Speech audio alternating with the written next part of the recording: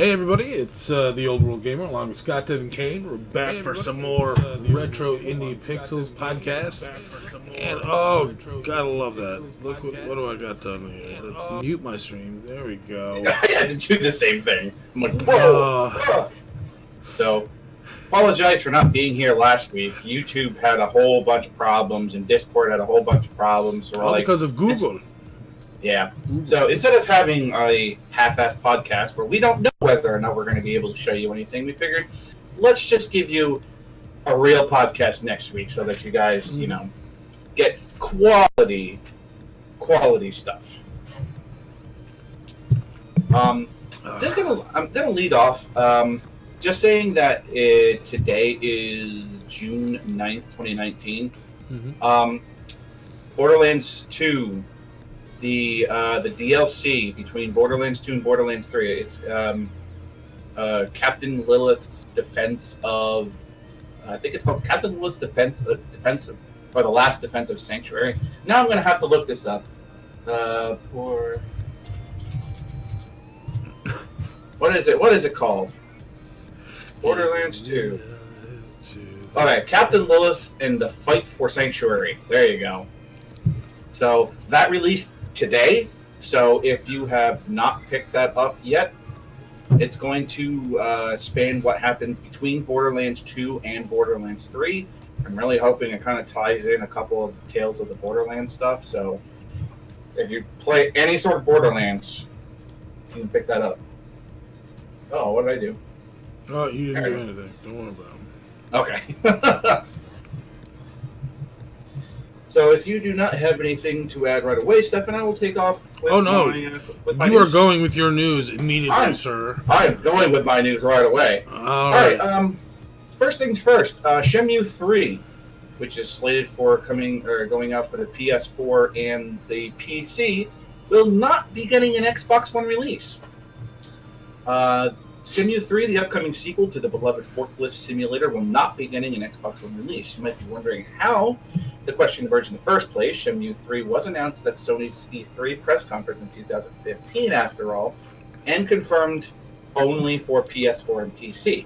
Well, fans this week uncovered an Xbox One logo in the source code of the game's official pre-order page. The publisher's Deep Silver was quick to squash the new hope. So Yu Suzuki's Opus is due out November 19th of this year, and Alex recently dug into 15 whole minutes of Shenmue 3 gameplay footage over on VG 24/7. So if you guys are interested in seeing any of the Shenmue 3 stuff, you can head on over there. I'm actually really looking forward to Shenmue 3. I didn't play much of the first one. I didn't have a Dreamcast growing up, so... Shenmue was one of those, if you had a Dreamcast, it was one of those you really needed to play it sort of thing. So if you grew up without the Dreamcast, you kind of missed out on it, which is unfortunate. But there's definitely plenty of ways to be able to go back and play those older games. And if you haven't, you really should. Shenmue is an amazing series. Oh, yeah. One of my buddies had it. I specifically remember something along the lines of, "Hey, got any gum? No. Okay." I'm just like, what is happening here? There are some strange moments. But, that kind of goes with any game. But Shenmue 3, November 19th, 2019. If you have not seen, Google Stadia is going to be Google's big streaming service that they're going to be coming out with relatively soon, I want to say. Well, no, in the next 6 months at some point. But Google Stadia's new internet giant game streaming service will launch subscription only in November of this year. The Pro sub will cost $9.99 a month and support streaming up to 4K at 60 FPS with HDR and 5.1 surround sound. It'll also include Destiny 2 alongside the previous add-on Shadowkeep and an annual pass. The service's games are headlined by Destiny 2, The Division 2, Assassin's Creed Odyssey, Doom, and the 3 most recent Tomb Raider games. But only older games will be included in the subscription. Access to the newer titles will be bought separately, and there'll be exclusive discounts on the Stadia store. You'll need Google's Chromecast to run Stadia at launch, although it will later work with any Google service that runs Chrome. Founders Edition, available for $130, will include a limited edition blue Google gamepad and a Chromecast Ultra.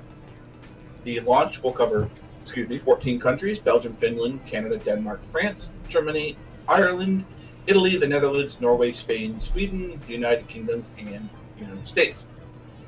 You'll also need a 10 megabyte download and a 1 megabyte upload. Oh, okay. 10 meg down, 1 meg up at minimum to be able to use it, or 35 for 4K and optimal comfort. So Google is going to have its own streaming services. I don't understand why this. I mean, is Twitch really going to be that much of? I don't know. I'm not really catching why. I mean, maybe there's something here that I don't see, but I don't know. It's like, if I'm going to be streaming stuff, you can still use Twitch. I mean, not like, capture cards are all that difficult to find anymore. Well, dude, with the way that the world's going, something new is going to change at some point. It's not going to just be Twitch forever. Maybe it'll be. I realize my microphone is way across over here. Jeez Louise. Hey, maybe you guys can hear me now. Yeah, a bit more, yeah. Mm-hmm. But, yeah. Maybe it's going to be a thing where they're going to be able to, like, front page you on Google or something like that. It's like, hey, you're big name dudes streaming on Stadia. I don't know. But, to follow up on this is going to be the one thing that kind of kills me with the thought of using Stadia. Mm-hmm. Is Google Stadia is going to use a lot of data. Oh, God, yes. Google Stadia's first Connect stream yesterday gave us hard numbers on the game streaming service, and the math presents a sobering reality when it comes to data. A terabyte for every 65 hours of play. PC Gamer did all the adding up, and it worked out that with a bitrate of 35 meg, 4K streaming in Stadia will require 15.75 gig per hour. Yeah. Not nothing if you're dealing with a monthly cap on your internet usage. You can stream Stadia at a lesser resolution, which comes out to 9 gig per hour at 1080p or 4.5 gig at 720p. Jesus, what kind of fucking compression are they using, man, for it to be that large? It doesn't even make sense. It just doesn't make any sense to me. It's like, that's a lot, man. I mean, especially with, like, the people who are in, like, regions where, you have to pay a little extra for your internet, or you're going out of the way. Some of these people are going to have, like, their data capped. And God, yes. I mean, the way this looks right now, it's the same thing as saying with the VHS ages, saying, like, oh, hey, you want to record a 2-hour movie? That's going to require, like, 10 tapes. It's like, wait, what? No. Yeah, why? Why should it be like this? Like, that, like, it doesn't make sense. 4.5 gigs for an hour at 720p? There's something wrong with that to me. I'm not trying to run. And even at 720p, it's like, I don't know, man. It's just, you really have to throttle yourself that far down graphically just to be able to not have to use almost 16 gig an hour? Yeah, that's ridiculous. Well, and again, I mean, that is 4K, so, I mean, it's understandable, but, I mean, Jesus. Sure, but at the same time, it's like, even 1080p is 9 gig. It's like, which doesn't make sense. Yeah, it doesn't make any sense. Half of 4K would be 2K, technically, which should mean that it should be around about of 8 gigs at 2K, and 4K at 1080, so that would be a little bit more manageable. And even if it was 2 gigs for an hour at 720, that would be more manageable.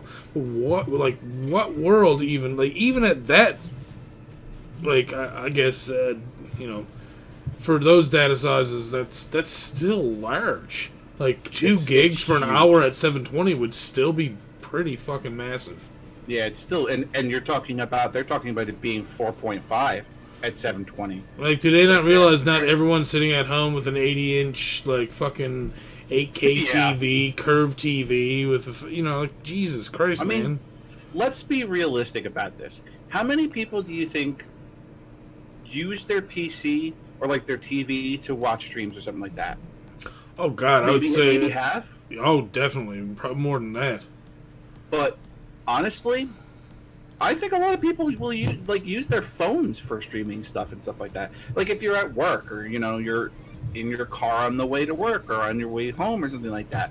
I feel like I see it. Like when I'm at work, I see a lot of people streaming, like not streaming, but watching streams at work and using their phones to do so. I think the age of, streaming, or watching streams on your phone is going to start becoming more and more and more prevalent. Mm-hmm. And it 15.75 for a 4K connection, so some guy can watch it on their phone. Yeah, exactly. Well, I mean, think about it this way, even Scott. Like, how many people on YouTube do you think upload the videos in 4K? Even the most popular people. Oh, very few. Exactly. So, I mean, if 4K is like, sure, I can understand wanting it at home for your television, wanting it for your movies. Sure. That's what it was more or less made for. When you're a streamer or even a video producer on a low-budget amateur scale, 4K is not the way to go. Do you know how long it takes to render fucking... No, I don't even... I mean, probably PCs just for doing that alone. They're gonna have to change something. So something definitely has to switch up here, because this is the numbers that they are giving out right here are just way too high. Something's got to give. Well, nice talking to you, Starcraft fans, but here's another game. Here's another one. The course of Starcraft spin-off games lingers with another cancellation. A new Kotaku report claims that a first-person shooter take on the Strategy King was in development for over 2 years, several sources claims.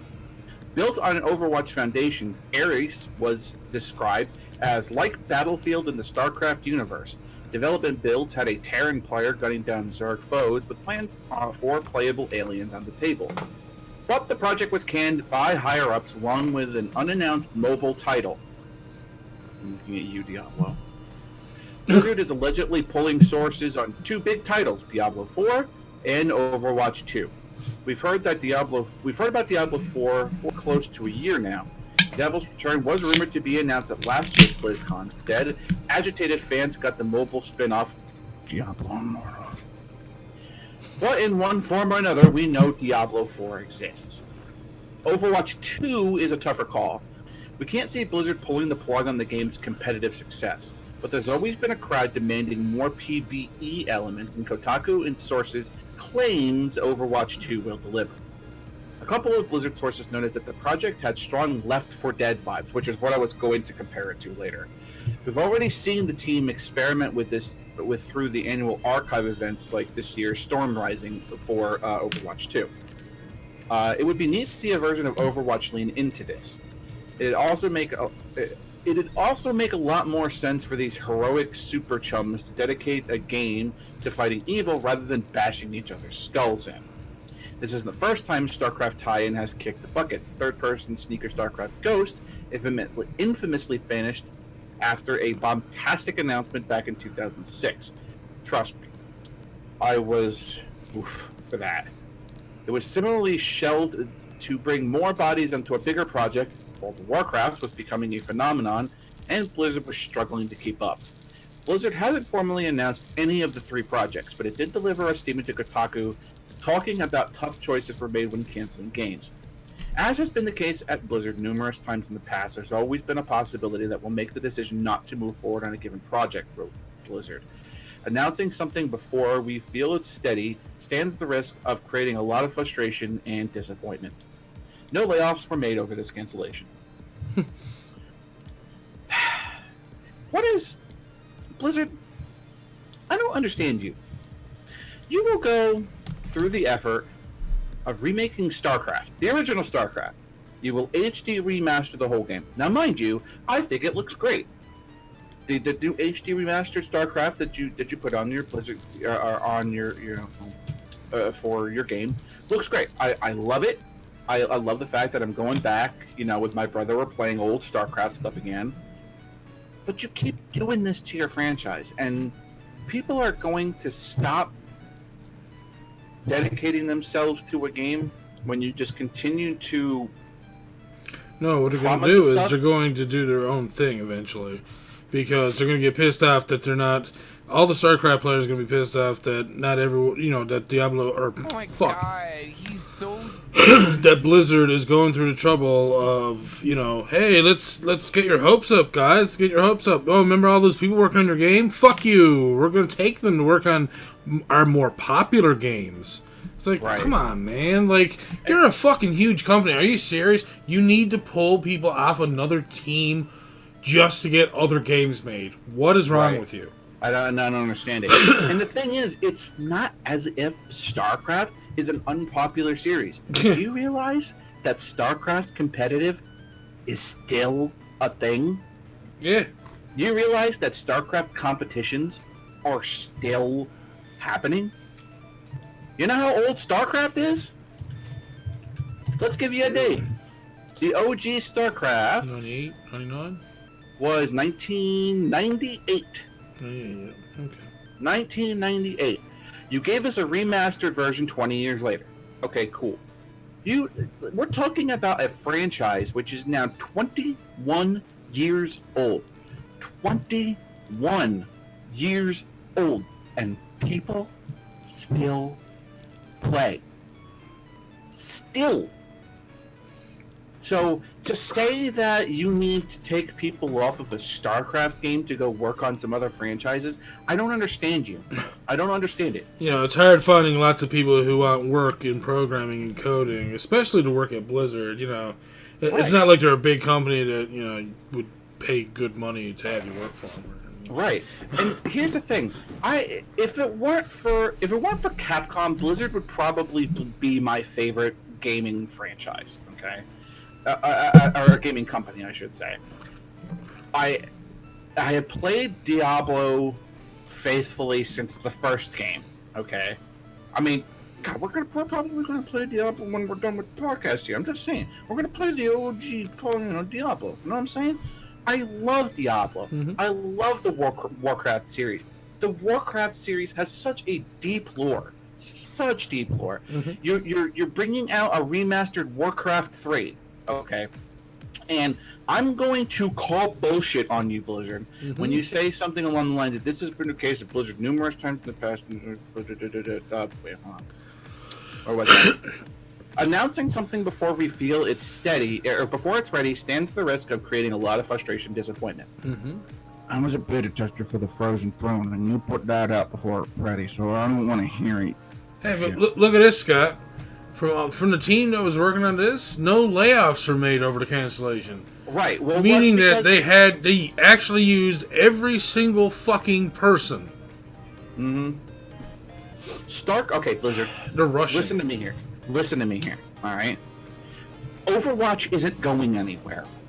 It's still super popular. Still hundreds of thousands of people, if not millions, are playing it every single day. Overwatch isn't going anywhere. Okay. Diablo 3 is still being played. Yep. Diablo 2 is still being played, for God's sake. Diablo 1 is still being played. I mean, GOG just released Diablo plus Hellfire. You son of a bitch. People are going to eat that shit up. I know. The fact that they just released Hellfire for that, I already talked to them about it, and they haven't responded to me. But people are still playing these games, all right? StarCraft is a 20-plus year old IP. People want stuff for this. Alright? So you have already done this to us with Ghost. Alright? And we were ecstatic for Ghost. Trust me. People wanted Ghost so badly. Alright? But that got canceled. You even did as much as paid homage to it in World of Warcraft. The fact that Ghost got canceled. People want this stuff. Start doing it. And the other thing is, don't make the same mistake as Bethesda did. Don't fucking grab all these people, throw them on these teams to rush out the new Diablo and new Overwatch, because you know what happens then. Same thing that happened to Bethesda. Oh, guys, here's Fallout 76. Here, take it immediately. Oh, this is not what we really want. Oh, shit, we put it out too fast? Yeah, slightly. Like, the other, like, was it Fallout 4 came out, like, just a few months before it, really? Or a year or something? Like, not that long. God damn. So, I'm hoping that what Steve is saying in the stream, that people may be so disgusted with this announcement that they might reconsider going back into this. Mm-hmm. Because I want a new StarCraft game, but I don't want an RTS. Okay, we already have StarCraft. All right, we don't need a new StarCraft RTS. People are still playing that. You just gave us Warcraft. All right, so Overwatch is still popular. Overwatch is still being played. You don't need to mess with that. All right, so that leaves Diablo. Should you be working on Diablo? Yes, but I don't think you should be taking everyone away from this StarCraft project to go work on a game like Overwatch 2, which has more maybe single-player aspect to it, than to make a new StarCraft game that everybody wants. Trust me. If you went and you announced that you were going back to StarCraft Ghost, people would be happy with that. Now, the reason that they don't focus on fan favorites first is because the fan favoritism of StarCraft is probably dwarfed by the favoritism for stuff like World of Warcraft and Overwatch and Diablo. I'm not saying that there's not a huge fan base for it, but I'd say if you compare Diablo's fan base and StarCraft's fan base, there's a huge dip. And that's probably why it's like, hey, what guarantees us money? We didn't put out a new StarCraft yet, but we put out 3-4 Diablos. Let's get another one out there. Money. Probably. So, I'm going to move on from this because I can sit here and talk Blizzard all day. Darksiders Genesis takes place before the first game, coming to consoles, PC, and Stadia. Darksiders Genesis is the next game in the THQ IP, and it's coming to consoles, PC, and Stadia. The latest game in the Four Horsemen of the Apocalypse series, Darksiders Genesis, will star war and introduces strife. It also takes place before the events of the first Darksiders. THQ handed over the teaser trailer, and the store page on Amazon has provided the details. From the dawn of creation, the Council has maintained the balance across existence. Carrying out their orders are the Horsemen, Nephilim, who have pledged themselves to the Council and have been granted immense power. This is basically just going over the story of Darksiders, but the top-down style is very reminiscent of Diablo-style RPGs, and is set to feature all sorts of puzzles, exploration, boss battles, and of course, loads of combat. Last week, the name Darksiders Genesis got out, so the title is not breaking news.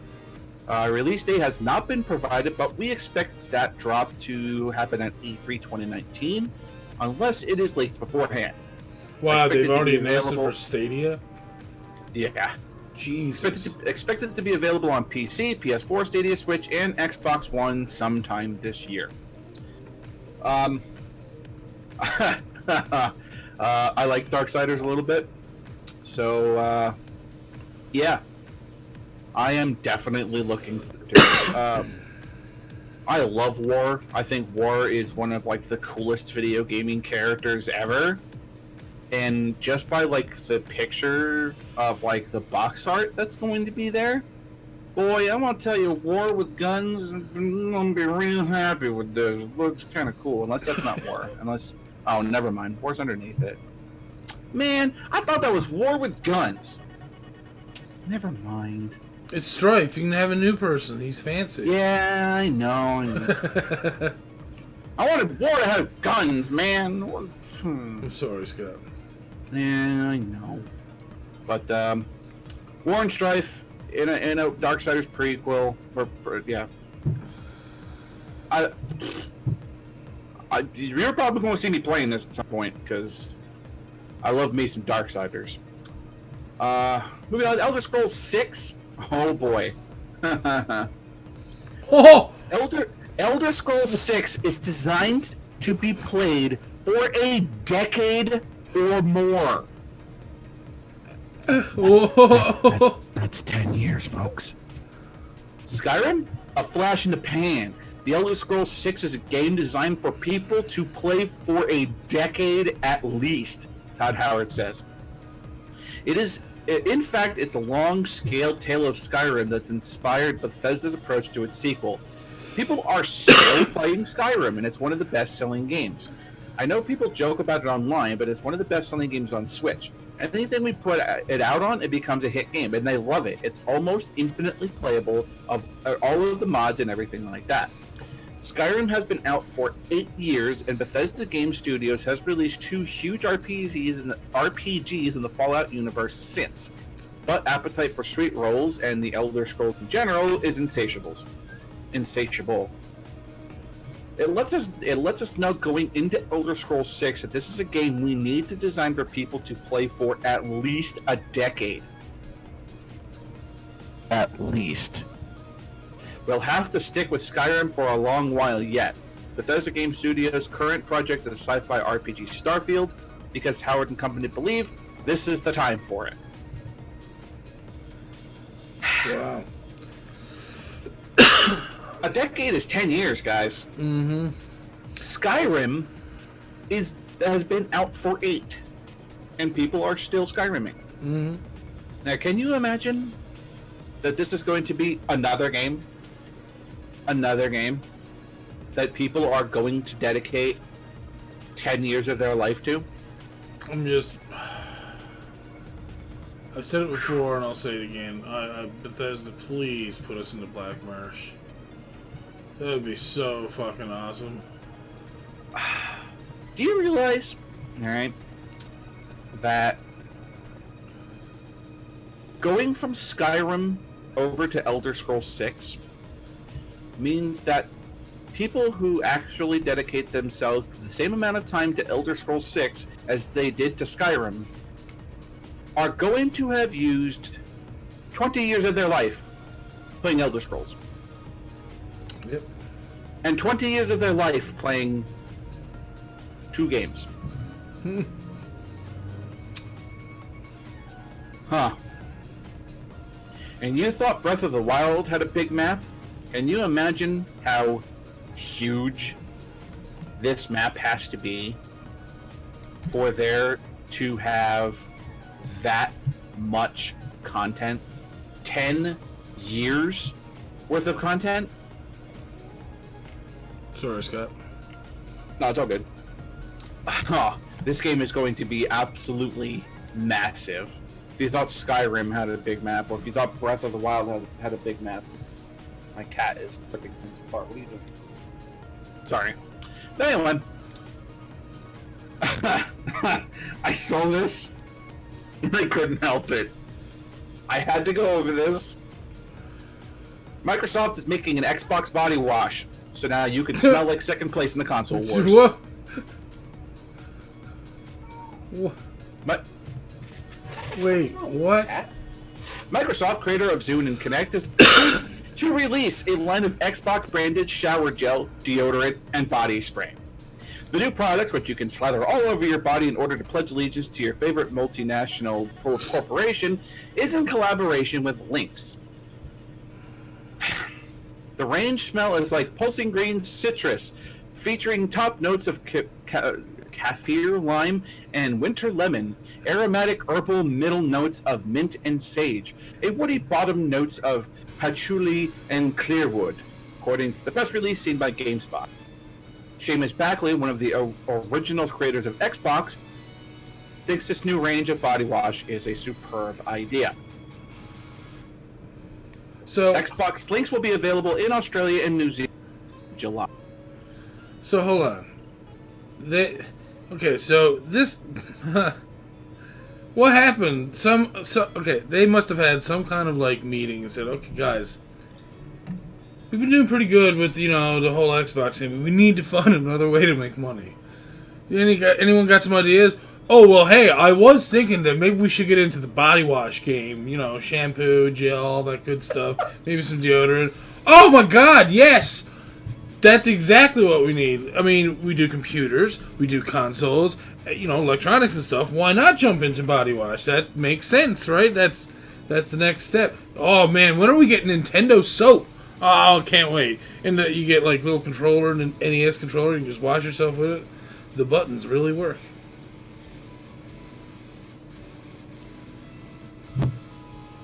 Seamus Buckley, or Seamus Blackley comments through Twitter, I seriously and honestly have no comment. I have no idea what a comment would even be on this.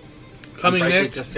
I'm frankly just thinking of going and drinking heavily at this point. The Sony PlayStation Razor. For all your shaving needs. Why? Why? What? And they already have plans for an extra large box or bottle, as if already hey guys, you're never going to be able to get enough of our regular size bottle, so here's a bigger one. Microsoft, you do realize that half the people who play the Xbox and all that stuff don't even shower in the first place? So what the hell is all this shit going to do? You know what I'm saying? Jesus, man. Half of these kid gamers are going, hey Billy, I got you some Xbox body wash. Thanks, Mom. I ain't gonna shower for another week, but that's okay. Will it fully unlock the full capability of the smell, or do I have to have Xbox Live first? And you know what's gonna be the bitch of all this shit? I'm gonna buy all this body wash and shit, and I'm just gonna go to use it, and the bottle's gonna red ring anyway. So what the fuck difference is it gonna make? Oh, gross. I'm gonna open the bottle. I'm like, shit, what? God damn it! My body wash red ringed again. What the fuck? How come every time it touches water, it just turns red? Moving on.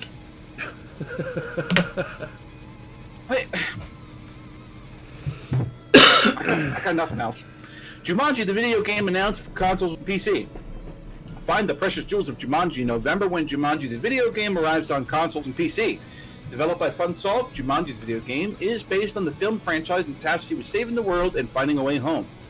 Expect the usual array of exotic creatures, which don't have your best interest at heart. Also expect dangerous locations and coming into contact with marauders in your quest to find the jewels. The game features up to 4-player co-op online or in split screen with 4 familiar characters to choose from. Dr. Smolder Bravestone, Ruby Roundhouse, Franklin Mouse Finbar, or Professor Shelley Oberon. You can also combine their abilities to help out one another on your dangerous quest. Jumanji, the video game, releases November 15th on PC, PS4, Switch, Xbox One, just shy of 1 month before Jumanji 3 arrives in theaters. So basically, it's one of those games like Friday the 13th, where everyone kind of has to run away from Jason and escape the map. It's one of those fucking games. Let me ask you something. No. All right? If Dwayne Johnson wasn't in this movie, do you think that they would have made the game? Yeah, there you go. I'm dead serious. Do you think this is a game without Dwayne Johnson pasted on front of it? Probably not. Probably not. Put Robin Williams on there, yeah. Yeah. Sega Genesis Mini. They now have all 42 games announced for it. Sega has announced the remaining games will be installed on the Sega Genesis Mini. The remaining titles you'll be able to play on the Mini system have been... I just said that. Originally slated for 40, the Mini will instead have 42. The games that have been announced for it are Alyssa Dragoon. Alyssa Dragoon. If you haven't played that game, it's actually really good. Columns, Darius. I'm really surprised to see that. Dynamite Heady, Eternal Champions. Again, another game I'm really surprised to see on there. Oh, nice. Kid Chameleon, Light Crusader, Monster World 4, Road Rash 2, Strider, Tetris, and Virtua Fighter 2. Kid Chameleon. Baby! You know it had to go on there. So good. The miniature console is based on the original Model 1 Genesis, which launched in October of 1998 in Japan, August 1989 in North America, November 1990 in other territories. Sega said that the miniature is 55% the size of the original Model 1. Inside the box, you'll find 2 replica 3-button USB Genesis controllers, oh, nice. 1 USB micro B power cable, and an HDMI cable. So they're actually going to put 2 controllers in with it. That's really good. Yeah, right. That's a good idea. In North America, the box also includes power adapter. The Mini will launch September 19th and will run you $80, $80 North American. So, not bad. No, not bad at all. The full list of games. Excuse me as I go long-winded. Alex Kidd in the Enchanted Castle, Alyssa Dragoon, Altered Beast, Beyond Oasis, Castle of Illusion, starring Mickey Mouse, Castlevania Bloodlines, Columns, Comic Zone, Contra Hardcore, Darius, Dr. Robotnik's Mean Bean Machine, Dynamite Eddie, Earthworm Jim, Echo the Dolphin, Eternal Champions, Ghosts and Ghouls and Ghosts, Golden Axe, Gunstar Heroes, Kid Chameleon, Landstalker, Light Crusader, Mega Man: The Wily Wars, which that is like 6 games in one. Sure. Monster World 4, Phantasy Star 4, Road Rash, Shining Force, Shinobi 3, Sonic the Hedgehog 1, 2, and Spinball, Space Harrier, Street Fighter 2, Special Championship Edition, nice. Streets of Rage 2, Strider. Yeah, Strider. Super Fantasy Zone, Tetris, Thunder Force 3, Toe Jam and Earth, Vector Man, Virtua Fighter 2, Wonder Boy and Monster World, and World of Illusion starring Mickey Mouse and Donald Duck. That is a fucking spectacular lineup, dude. At 42 games, technically like 48 because Mega Man Wily Wars is 6 games in one. So it's going to be like almost like 50 games for $80 American, plus you get all that cool stuff. Plus USB controllers, which maybe might be like PC usable? Like, possibly. I mean, it says 2 replica 3-button USB Genesis computers, so maybe they might be able to like PC usable. I mean, that would be really cool if you like can, do stuff from your PC with the Genesis controller. I will say it's funny not to see one sports game there. Right? I mean, it's kind of it. Genesis, in my opinion, Genesis always had the best sports games over Super Nintendo. You could fucking argue with me. Let's fight. Can't argue you. It was. Now, don't get me wrong. The sound for a lot of those games were still terrible, but the gameplay was fucking fantastic. Game was good. Games were always good. Yeah. But, excuse me, for $80 American, it's a lot of games, man. And great games. I will go through this list of games and can't really say of all of those games are like a waste of time. All of these games are really good. Yeah. Some games that I'm really surprised, like Eternal Champions, I'm really surprised to see on that list. Yeah, I am as well, actually. I know there's a community for it, but I was never a huge fan of Eternal Champions, but I guess if you're really into fighting games and you want to amp up, like, the difficulty, this game you can add in, like, fucking traps and, like, just shit having, like, saw blades moving around on the screen and shit. It's like, fuck. Eternal Champions was such a hard game. Very much, I'm like, oh my god, it was mind-numbingly difficult. Like, playing single-player hard mode. I never got it was so hard. The only thing I will say that I'm disappointed to not see on this list, even though there's already 3 games dedicated, Sonic 3. Yeah. I would have loved to have seen Sonic 3 on this. But other than that, I mean, this whole thing is just a good game after good game after good game. I felt the same way about Golden Axe and Streets of Rage. They could have added extras of those and it would have been fantastic. I mean... Scott nerds out a little bit here. The Russo brothers are developing an animated Magic the Gathering series for Netflix. Ooh, that could actually be fun to watch. Magic the Gathering is about to become a little more mainstream thanks to Wizards of the Coast, which is collaborating with Netflix and the Russo brothers on a new animated series. Joey and Anthony Russo will serve as executive producers on the series. Henry Gilroy and Jose Monilla, I don't know, will serve as lead writers and co-executive producers. We have been huge fans and players of Magic the Gathering for as long as it's been around. Your boy plays a lot of Magic too. And being able to help bring these stories to life through animation is pure passion project for us. The series, simply called Magic the Gathering, will tell an entirely new story that expands on the stories of the Planeswalkers. For the uninitiated, Planeswalkers are heroes and villains in Magic that can wield magic. Who better to depict the magic than Bardell Entertainment, the studio that produced series like The Dragon Prince, Rick and Morty, and Teenage Mutant Ninja Turtles?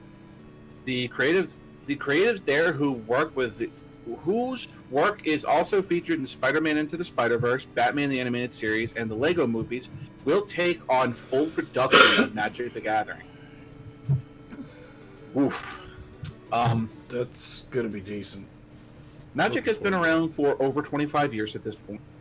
1993 was when the game first came out. I don't even have to look that up because I've played Magic for over 25 years almost. And being able to go deeper into the stories of the Planeswalkers is going to be absolutely priceless. I just have one request. Please don't fuck this up. Yeah. Magic has needed like a mainstream something for a while now. Wizards of the Coast, like for every new set, does like an animated trailer. And the animated trailer that they did for War of the Spark was one of the best gaming trailers I have seen for any game. And I am not just saying that because I'm biased toward Magic the Gathering. It was godlike. If you have not seen it, go watch the preview animation for War of the Spark. It was amazing. It was so good. And they have never done anything like that before. They have never gone through the effort. Like, they'll do like a little animated shorts where like still images do 3D stuff and blah, blah, blah. And like, here's the next set, blah, blah, blah. They went all out for this, you know, because like a story was coming to a head, you know.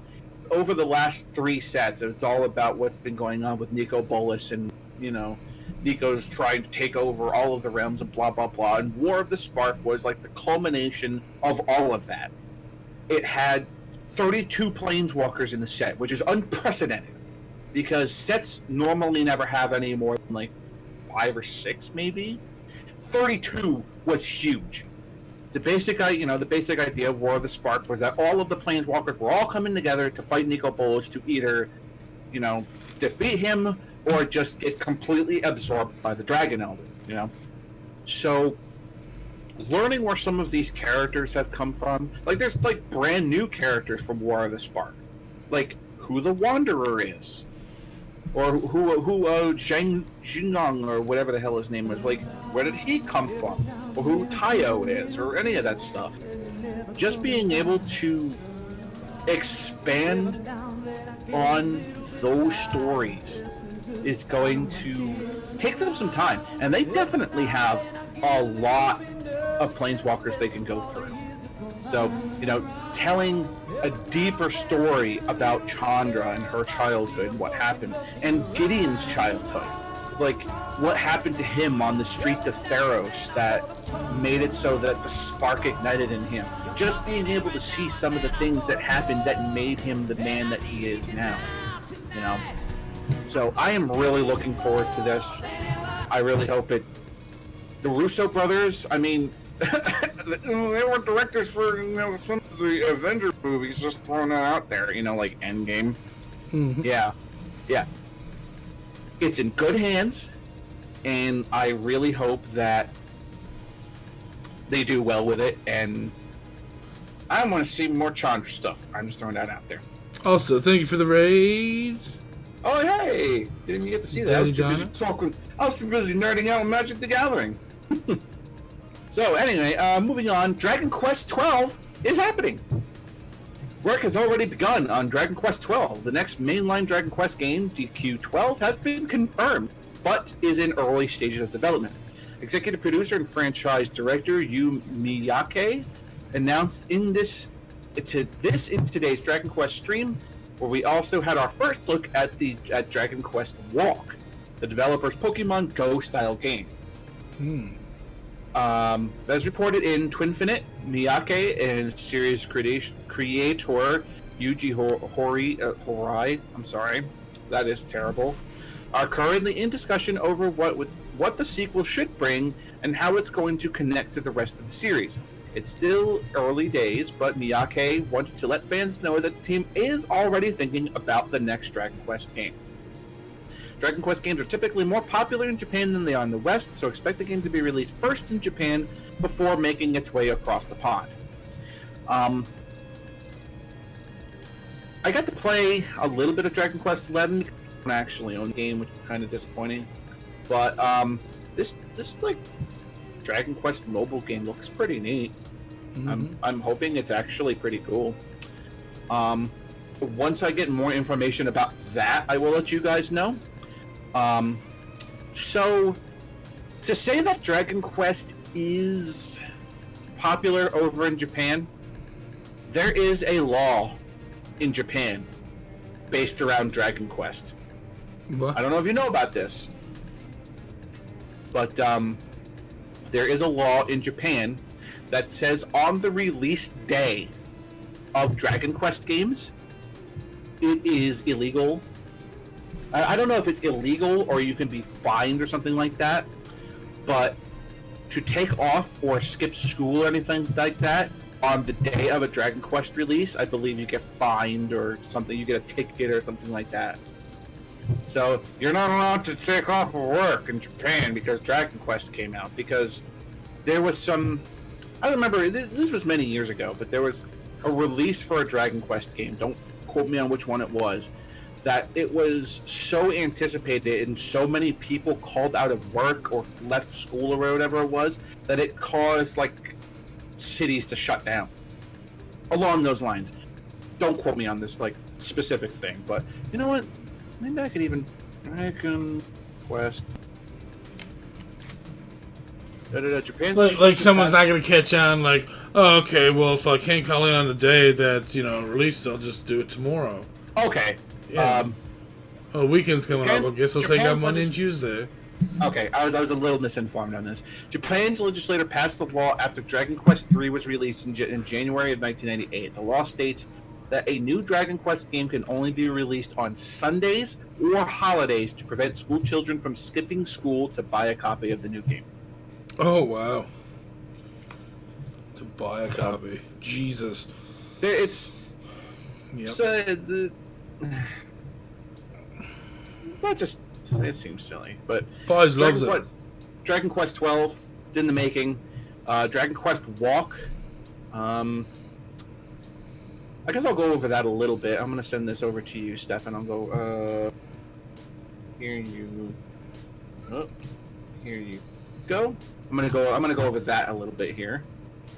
Dragon Quest Walk has been announced for Japan at least, and it looks a lot like Pokemon Go, but with Dragon Quest flourishes. Dragon Quest Walk is an augmented reality mobile game in which monsters from Dragon Quest invade the world. Sounds like what will have been more traditional elements from the RPG series in it too. The official site for the game is all in Japanese, but according to Gametsu, it offers some insight on how gameplay will work. Walk the fields and talk to townspeople while moving forward on your quest. Battle against various monsters, grow, prepare your equipment, and even challenge formidable enemies. The game will have a closed beta on June 11th. If you happen to be in Japan, you can sign up on their link. Jesus. According to Gametsu, during the livestream, Dragon Quest executive producer Yu Miyake also alluded to talks that are happening about Dragon Quest 12, but said it was too early to discuss the game properly. It remains to be seen if Dragon Quest Walk will make it outside of Japan just yet, as the series is at its biggest in its homeland. DQ games have been historically released on Saturday in Japan because when the third game released series for the NES, there was an uptick in children skipping school to purchase and play the game. Meanwhile, we've got the Switch version of Dragon Quest XI coming later. Well, that's a little old, but no, I'm sorry. The Switch version of Dragon Quest XI coming later this year, and Dragon Quest Builders 2 releasing next month. I'd play this. I mean, Pokemon Go for me kind of got a little, because it's like the same stuff all the time. If you're going to be able to like make a game that's like, hey, this is like Pokemon Go, but it's like progressive, like you can build an RPG character and get better gear and fight bigger monsters and stuff like that, I'd be all about that. That would be really cool. I think this is something that they've needed to do for Pokemon Go for a while. I realize that they added raid battles and stuff like that, but it's like, I don't know, just to me, kind of just seems like it's the same stuff all the time. Where I have people at work that play it. They're like, oh, I've done literally everything I can do for this game. I have every Pokemon. I have every one of them shiny, and they're all 95% or better. Blah blah. It's like, then what the hell are you doing? You know, what's the point? So like having a game where you're going to be able to like. It seems like a lot of these games are also looking to make it so it's more multiplayer. Right. You know what I mean? So, like, I don't know. Sometimes I kind of wish that those games still had a separate focus on the single player. So if you just wanted to go and chill by yourself, you could outside, right? Or whatever, right? All right. So,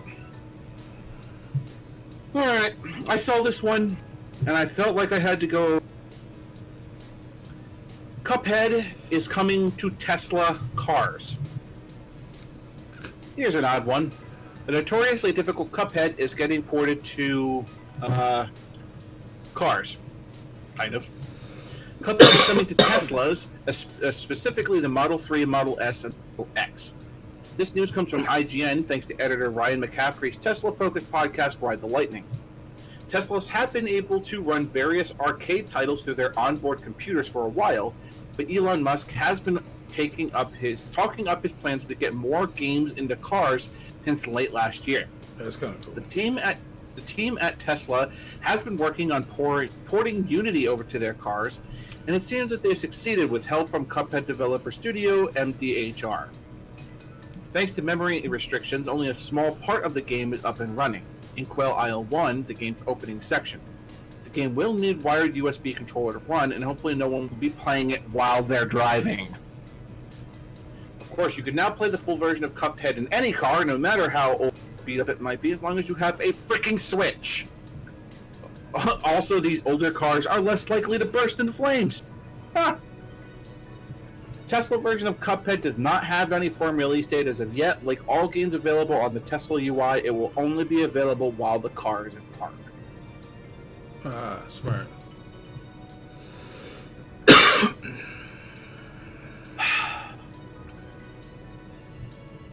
Why? I know. I mean, it'd be different if you had screens in the back seat, then and then you could play. That would make sense. Absolutely. But I mean, yes, I can understand why they would lock it out while you're driving. But if there was a backseat option as well, so that if you had kids, you could be like, okay, I can click on this and get it to start for them back there, and they can just start up their game. Or maybe they have a separate mini screen in between both the seats where they can choose what they both want to play, or whatever the case may be. Right. I don't get this. What is the need for having video game?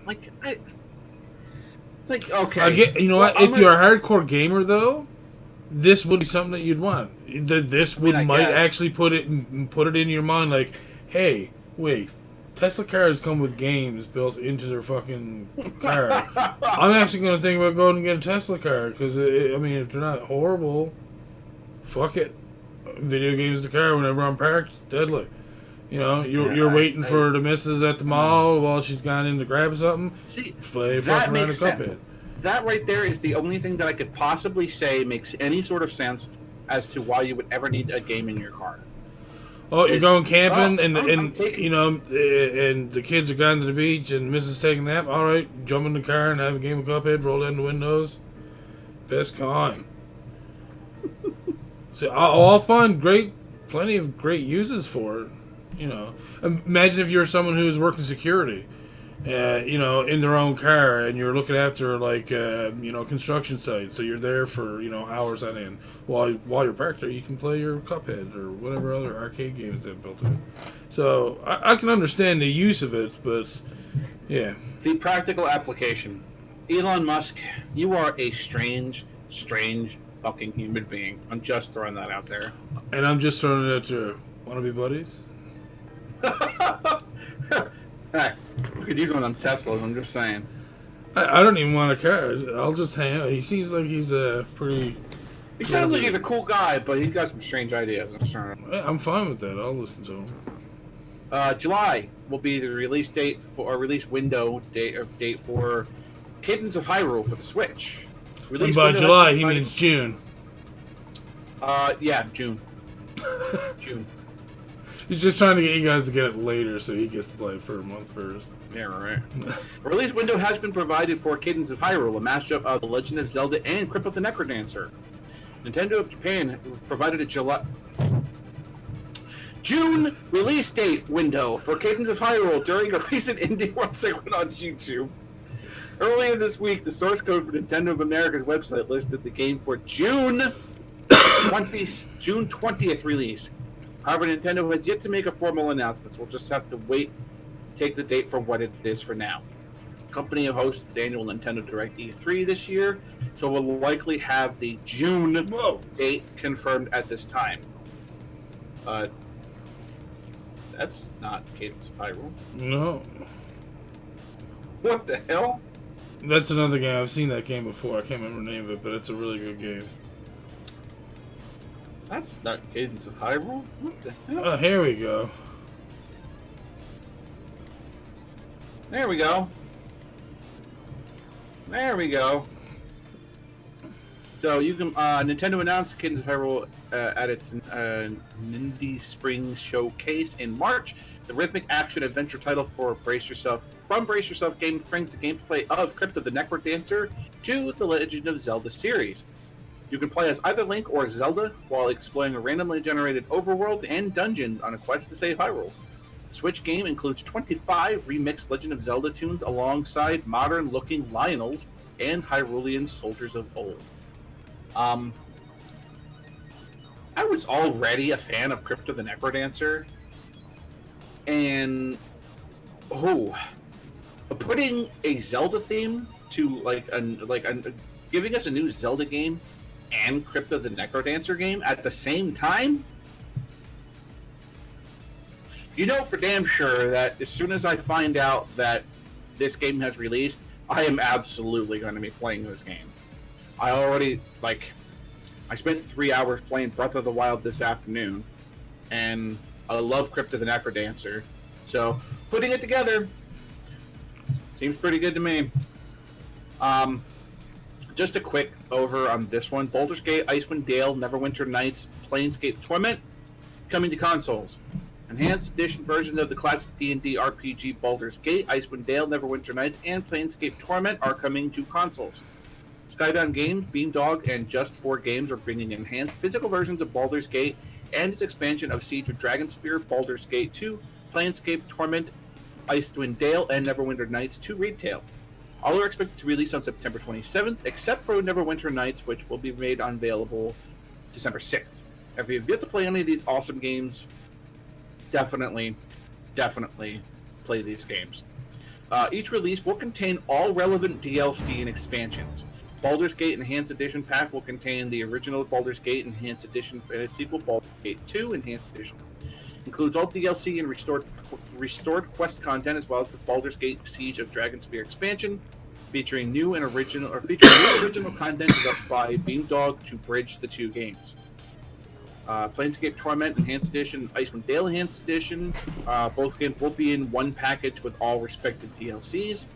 And Neverwinter Nights Enhanced Edition includes 10 standalone D&D based adventures featuring co-op and online multiplayer. Beamdog has improved all titles to support HD screens, optimized console controls, and new customization possibilities, an online multiplayer mode, and a redesigned interface and more. Each pack will run $49.99 or your regional equivalent. If you haven't played any of these games, they're all really good. Like, all of these games are, really good. I especially like the Baldur's Gate series. And Neverwinter Nights, if you haven't played, is also just a really, really good game. So, if you haven't played any of these games, you're definitely going to get, an HD upgrade to some really, really good classic D&D games. Perennial story here is Twitch is now requiring two-factor authentication for new streamers following the Artifact debacle. Twitch trolls who had been using Artifact's channel to stream anything but the game have been shut down. Over the past few days, which this was late May, by the way, You may have noticed that Valve's Artifact was ranking higher than usual among Twitch's viewership. The game jumped up to the first page after languishing towards the end of the list for months. Of course, this was not due to a sudden interest in Artifact. It was just streamers trolling. Over the course of the most recent long weekend, for a couple of days this week, thousands of Twitch viewers turned in to watch porn, sports event, and pretty much anything but Valve's troubled card game. This particular phenomenon is not unique to Artifact, but usually catches up in quick and shuts down the offenders. Perhaps Artifact's lack of popularity, coupled with the timing of the long weekend, had something to do with how slow Twitch has been to react. After initially preventing new accounts from streaming, the site has since restored the ability. The only change, however, is that new Twitch streamers will now have to enable two-factor authentication before they can stream. The site has been cracking down on unsanctioned streams since the issue came to light, and it looks like everything is back to normal now. You can tell because Artifact dove down into the void of 500 or sub-500 viewer games. Hopefully you managed to catch some of that action before the hammer came down.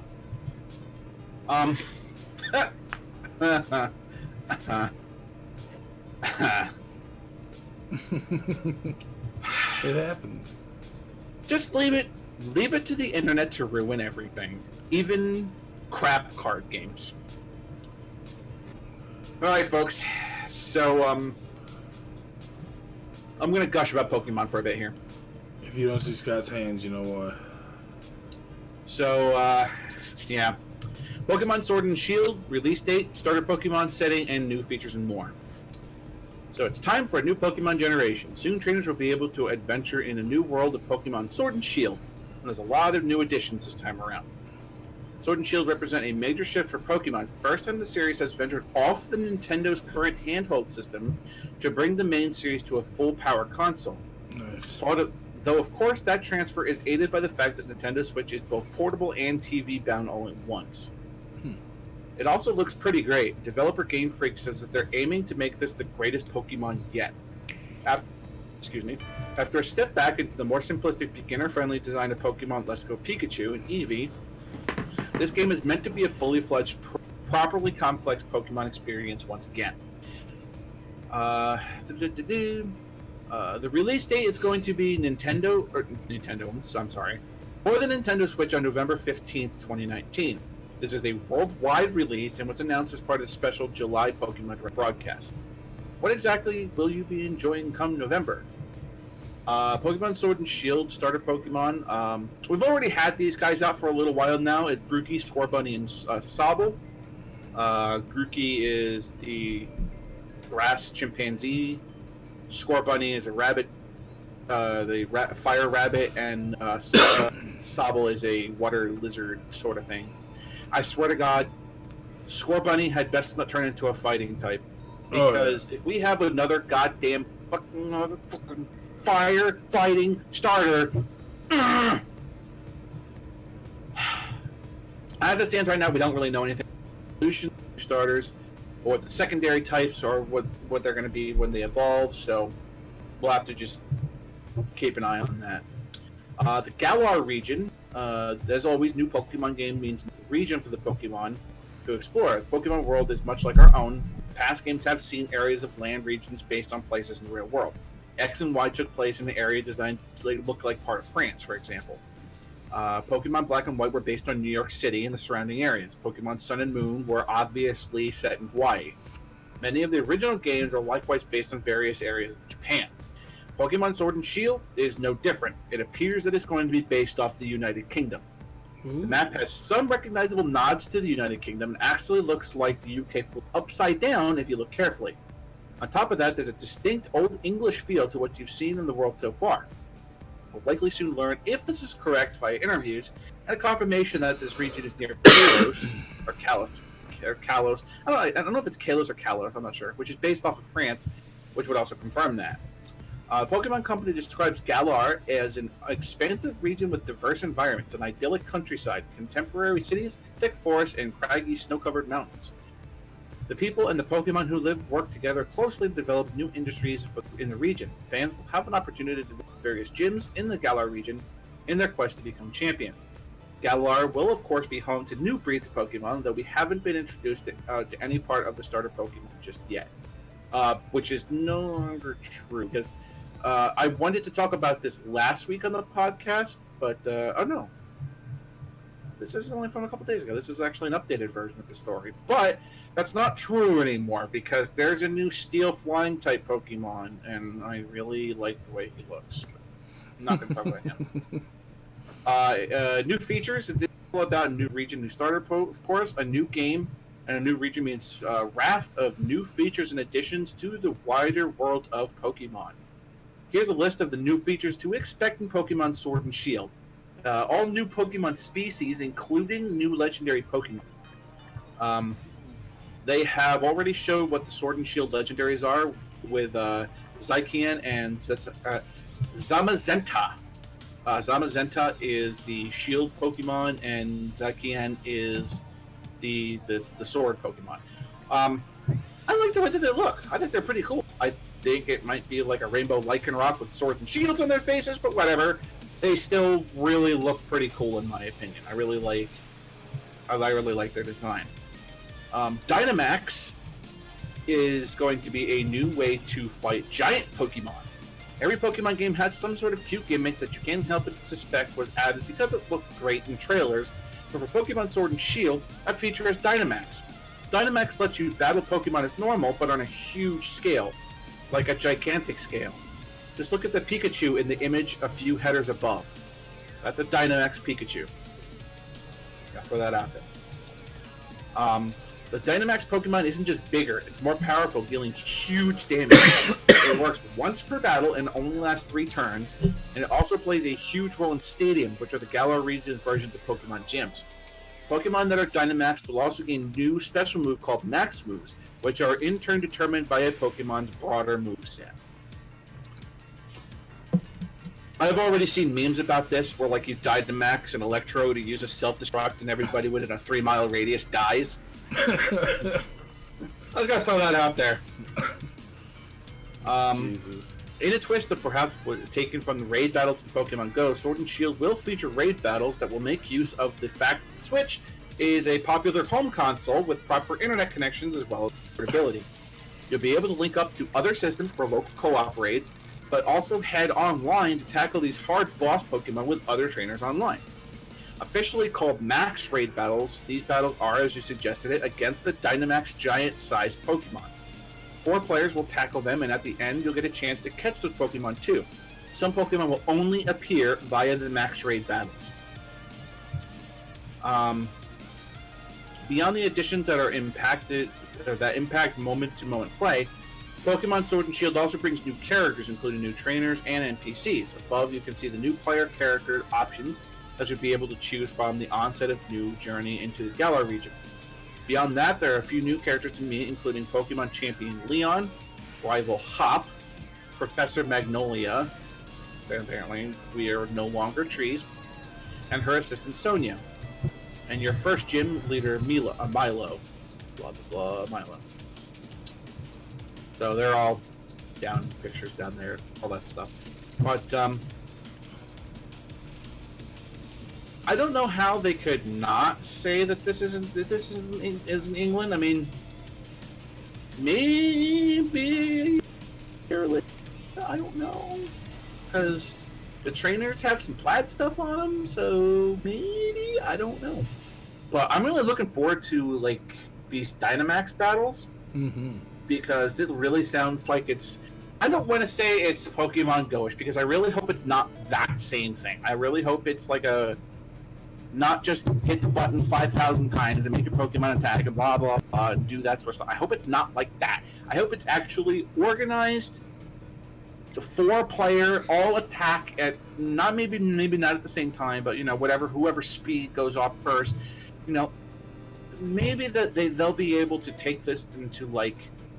even higher things, where you can get a group of 4 people together and be like, all right, listen, you know, they have this raid Mewtwo or something like that that's like super freaking hard, and we're gonna have to organize things so player 1, 2, 3, and 4. We need 4 Pokemon that have speeds that are different, so we know that all of these Pokemon can go in this order to be able to use buffs or debuffs or whatever, so that the last Pokemon can get like the biggest attack in or something like that.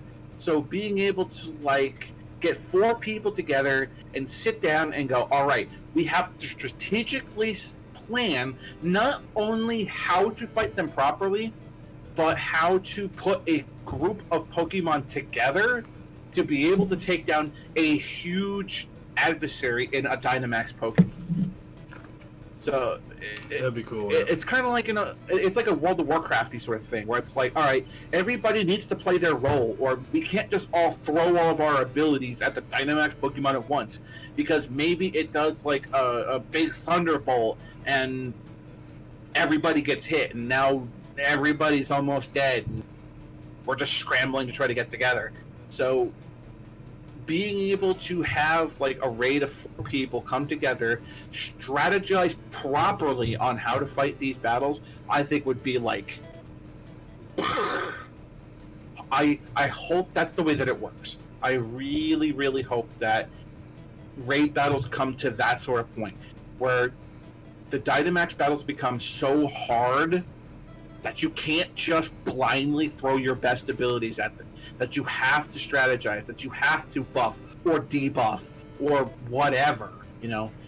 So not just, hey, take my 120p attack and just use it over and over and over and over again. P attack. Like, that's, you know, whatever. But hopefully that's what we get. So I've done all the gushing I can do about Pokemon. Don't have that much more information about it. There are a couple other of the Galar region Pokemon that have been released, but I'm not going to go into those, except for Corviknight, because Corviknight looks really cool. But that's all that I have for the news for this week. I will hand it over to Stefan. All right. Well, I guess I'm going to go over the new NES Speedrun World Records for this week. And there were a couple of games that it changed hands several times for a couple of those games. I'm not going to list those. I'm just going to list the current holder because that just makes most sense. All right, so starting off, Zelda 2, Link's Adventure, 100% NMG. I think you were talking about what that was before or something, weren't you, Scott? NMG. NMG, you meant? Or? Yep. We were talking, like, the last week it was, NMG. View rules. Turn new... NMG. North Power and no glitches known to save more than 2 minutes per execution. Pure execution are allowed. This is not limited to scroll walk. And I don't know. What is NMG? View rules. No glitches. 100%. Yeah, it doesn't really say what NMG means. Anyways, Zelda 2, 100% NMG. God. Stefan. What? No major glitches. No major... Alright, so Zelda 2, Link's Adventure, 100% no major glitches. 1 hour, 3 minutes, 16 seconds by Simple Dude. Next up we have Super Mario Bros. Extensions, 11x Warpless. In 3 hours, 3 minutes, 34 seconds. Is that right? I gotta look that up now. That seems pretty fast.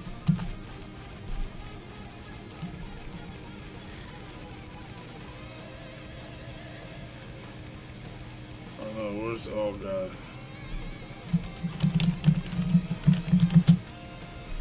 There we go, category extensions. 11x, holy shit, there's so many. Okay, view rules. Beat first quest 11 times in a row, warpless. Timing ends by hitting the 8-4x the 11th time. And I think I left it. I think that's supposed to be an hour. Yeah, and 3. because 11x because like the fastest world record is just under 5 minutes, 4:53 or something like that. So doing it 11 times. 3 hours, 34 minutes, 33 seconds. Oh, warpless. Yeah. Right. Just beat the game 11 straight times. Yeah. Okay. That makes more sense. Legend of Zelda, Second Quest, low percent. 45 minutes, 33 seconds by Saver. I also didn't say who got that Super Mario Bros. 11X warpless. That was GT Ace 99. That's crazy, man. That's a lot of time. Oh, God, yeah. I don't understand how people can do like 3 and 4 hour runs. It's beyond me. It's just too long. You got these crazy guys who were doing like GTA speed runs, which go like a whole bunch of hours. So. Oh yeah, Final Fantasy 7 is like 24 or 23. Oh, it's less than that. What's it face? Well, one of the runs I think is supposed to be that long. Anyways, yeah. Advanced Dungeons and Dragons Pool of Radiance 80%, 1 hour 9 minutes 23 seconds by Tarbash. We have Mappy Land, all levels, 1 loop, 22 minutes, 10 seconds by Moly Man. We have Chubby Cherub, any percent, 17 minutes, 3 seconds by Mr. Super Pitfro. I watch his Chubby Cherub runs. It looks like it's a fun run, actually. It's pretty simplistic, but a lot of RNG intensive. Legend of Zelda Second Quest, Extreme Rules. 1 hour, 32 minutes, 40 seconds. I already see Scott going over to grab up. And that's by Saver as well. I gotta check what this means. Mm-hmm. Extreme Rules NES. Where is this? Extreme Rules. Second Quest, Extreme Rules. No glitches. No sword. No extra hearts. No potions, rings. No boomerang. No blue candle. No magic book. No magic key. No magic shield. No power bracelet. All maps and compasses must obtain both bomb upgrades, must obtain silver arrows, no killing overworld enemies, must kill every boss and mini-boss, including Landmolda, Moldrum, Patra, and anything that ends a dungeon, must visit every dungeon room, and the run ends at Ganon. Jesus. Holy crap! Yeah, that's harsh. Alright, up next, Duck Hunt Game C, which is the clay pigeon shooting thing. 500,000 points, done in 9 minutes, 3.752 seconds by Old School McFly. Super Mario Bros. Warpless, 19 minutes and 0.655 seconds by Cosmic. Joshua and the Battle of Jericho, first 10 levels, 10 minutes 52.03 seconds by Canned Risky. Snake Rattle and Roll, any percent, 5 minutes 37 seconds by Daniel Moritz. Exodus Journey to the Promised Land, first 10 levels, 13 minutes 12.56 seconds by Canned Risky. So it's just all the Bible games. Yeah. DK Junior Math, calculate B. 1 minute 46 seconds, or 46.86 seconds by Amari Shiro. City Connection, all levels, 16 minutes and 6 seconds by Tig Dwan. Oh, one that I'm looking forward to playing in the near future, Yair, and also City Connection, but Yair Kung Fu, one loop, 1 minute 53.46 seconds by Sony 1. Mappyland, Baseball Percent, 6 minutes 59 seconds by 01 Ogopogo. Alright. He's like, what's a baseball percent? Yep, that's what we're going to look up. And I have a feeling... Mappyland, miscellaneous, baseball percent. Few rules. You must complete all stages of the last story. The game is complete when you be timing. The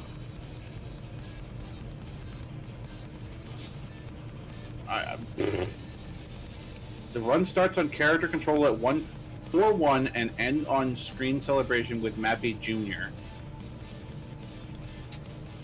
Sure.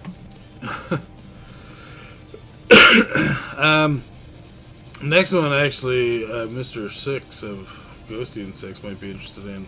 King's Quest V, Absent makes the heart go yonder. Any percent in 32 minutes, 43 seconds by Vice of Legends 9002.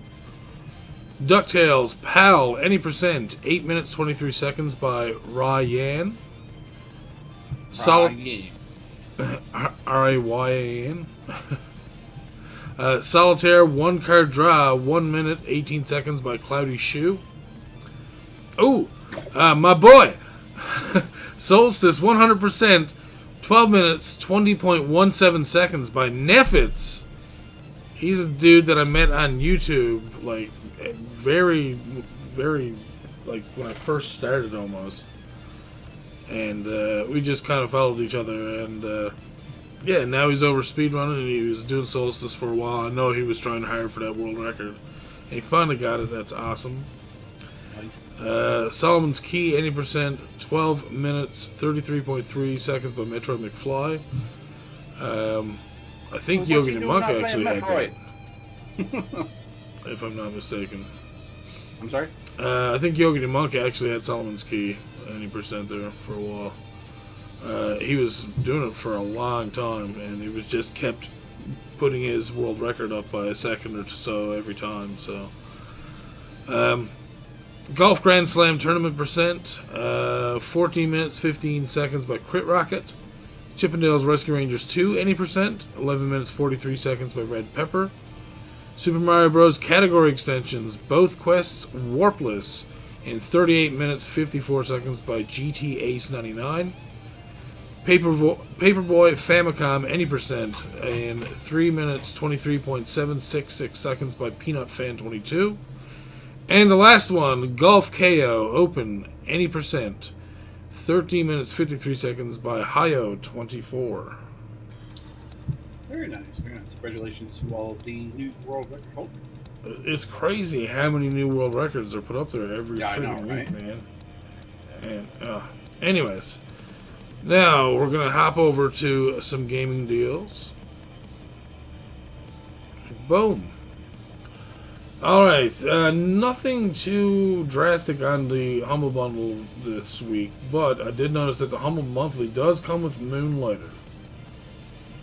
Moonlighter's a fun game. It's Zelda-esque, and it's also got kind of like this shopkeeper thing that you kind of do, simulator thing that you gotta kind of do, and that's how you make more money and open up new parts and get better weapons, and you know, you make yourself better weapons. And yeah, it's worth it just for Moonlighter alone. I haven't played Hellblade personally, but I'm sure if it's in Humble Monthly, it's probably going to be a great game. Definitely sounds like a fun game, that Moonlighter. I have to go check that out. Indie Gala is currently having a sale on the Tales of franchise. 50% off Zestiria, 75% off of Symphonia and Bizarria, and 30% or 33% off Vesperia. So if you're into any of those games and we're looking for them cheap, now is the time to yoink. Yeah, Tales games are all good, so yep. definitely worth. I've never really heard anything bad about it. I've yet to play any Tales of games, so they're good. It's a good RPG series. They're definitely worth a play. I'd love to play them sometime in the near future. Alright, the pocket size bundle for $6.76, you can get Hat Raid, Jesus. Hatred, Gates of Nowhere, Hammerwatch, and IS Defense. I will say it's worth it for Hammerwatch alone. I've played that quite a bit. It's a roguelike multiplayer game. A lot of fun. I think you can have like 4 players or maybe more. I'm not sure. Nice. But I know for sure you can have at least 4. So if you're looking for a fun new multiplayer game, Hammerwatch. I've got videos of it on YouTube. Moving on. Go watch some Hammerwatch. That is not a bundle I would endorse. This is not a bundle I will endorse. I knew I forgot to look through a couple of these. All-Star Fruit Racing. What the fuck? Woo! what I'm calling a game right there. None of these games look familiar whatsoever. These are just some of the bundles that they had going there. I just figured I'd open them up, see what they have going there. Ooh, of Gods and Men, the Daybreak Empire. I bet that's like a... let's have a look real quick. Can you save your people? Oh, full screen is unavailable. Fine! Yeah. Oh, okay.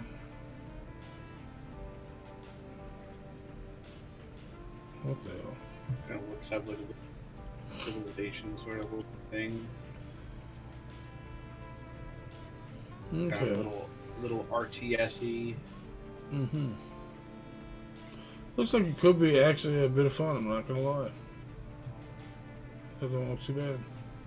Provided you're not me and you're god-awful at RTS, just throwing that out there. Mm.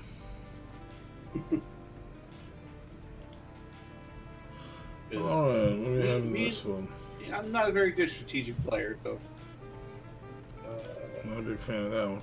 Ooh, Resident Evil 2. Huh, only 962 keys left at this time, with 7 hours left. So anyone listening to podcasts later, I'm sorry.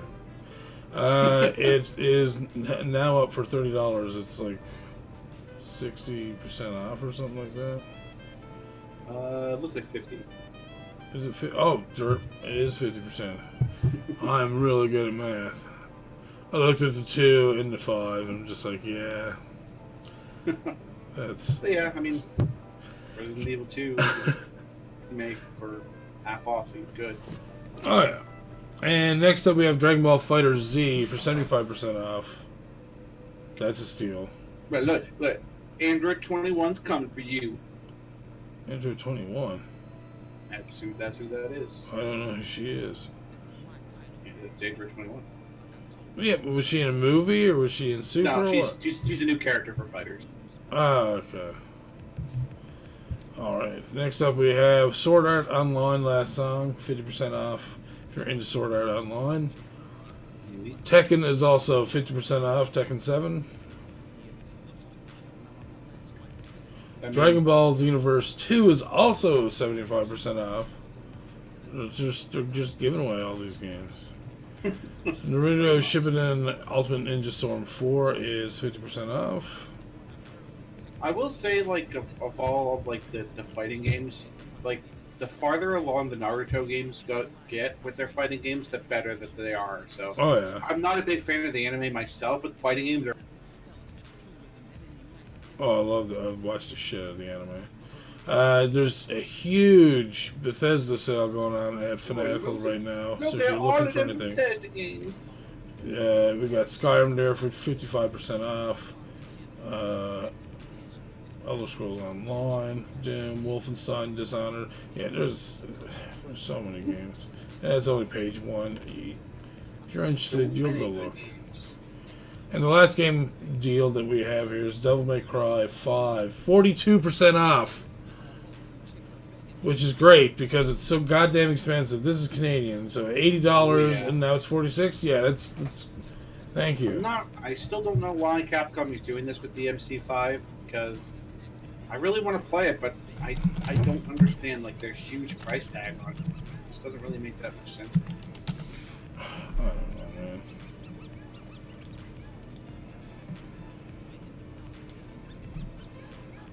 And the next thing we're going to do is we're going to go and look through my Steam queue. Boy. What lovely treasures do I have this week? Can't wait for this one. Cooking Simulator. Already cooking simulators. You know, we've got a winner here. You know what? I would actually enjoy playing this. Either that or I'd get super mad. I could see that being enjoyed by people watching. Or, hear me out, keep doing your cooking streams. That's true. I'm still adding to wish list. Ha! Screw you, Scott. My friend Pedro. You know you want to be a max level cook. What is action, violent, indie, gore, bullet time? What? Nope. I'm interested in that type of game. Sorry. Oh. Dungeon Munchies. Oh. Oh, they're tickling my pickle. Oh, they know what I like. Look at it. Oh, I want a full screen. Give me a taste. Oh, this pixely. Oh. Okay, no, this looks fucking deadly, dude.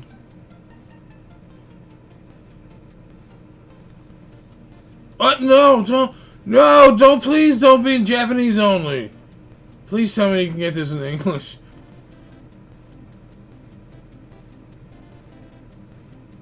Oh my god, this looks fun. This kind of looks pretty cool. Yeah. Dungeon Bunchy? It looks like it uses almost the same type of engine as Starbound. The way the characters move and stuff. There you died. What the hell is the matter with you? Yeah, it looks very much like Starbound. The way they move and stuff. It kind of gives me like a Castlevania.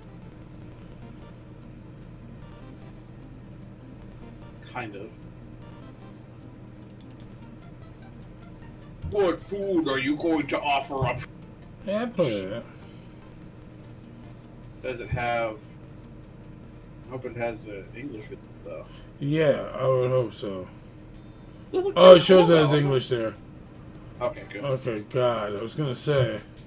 That did look pretty cool though. I mean, Yeah. a game called Dungeon Bunchies. How much is it selling for? $15.50. That's not too bad. Really? That's pretty good. Yeah, American, that's probably like maybe $10. Steam World Quest, Hand of Gilgamesh.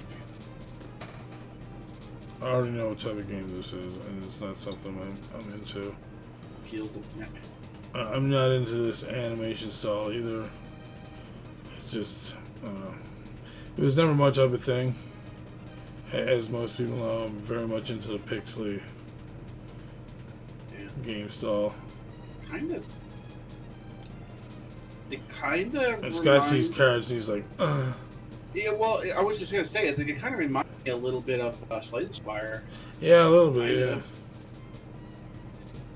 But maybe, I don't know. Super Neptunia RPG. What? I'm gonna ignore this because I don't think I would play that. Yeah. Other skies. It's Neptunia, but. Uh-huh. Build an airship and fly on an adventure through the deserts of the Wild West. Look for places to land and scavenge for loot. Expand your airship, craft new equipment, but beware of the dangers lurking beneath the sand. So basically, it's almost like a voxel survival kind of thing. I'm sorry. Boy, that really looks graphically awesome. Oh! Oh, can I add more to my wish list? SNK 40th Anniversary Collection. Dude. Yeah? What's in there? 24 games, apparently. Oh. Oh. Right. That's masturbating my eyes again. What we got? Oh, you're doing it. Right now in your own home. Oh, boy. Oh, God. All three are carry warriors. Really?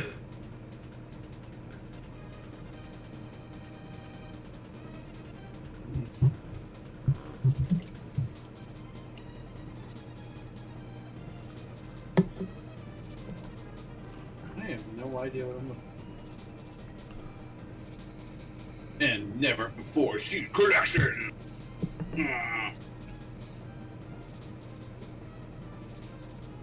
Why does SNK always use Athena as like their head character? I don't know, because she's cute and Dragon Quest-ish. The way that they always depict her in almost every scene, she almost looks like a character that you see in Dragon Quest. I mean, yes. I'd still play a lot of those games. I mean, why not? But again, like even on that card, there's Athena again. Second hand, Frankie's Revenge.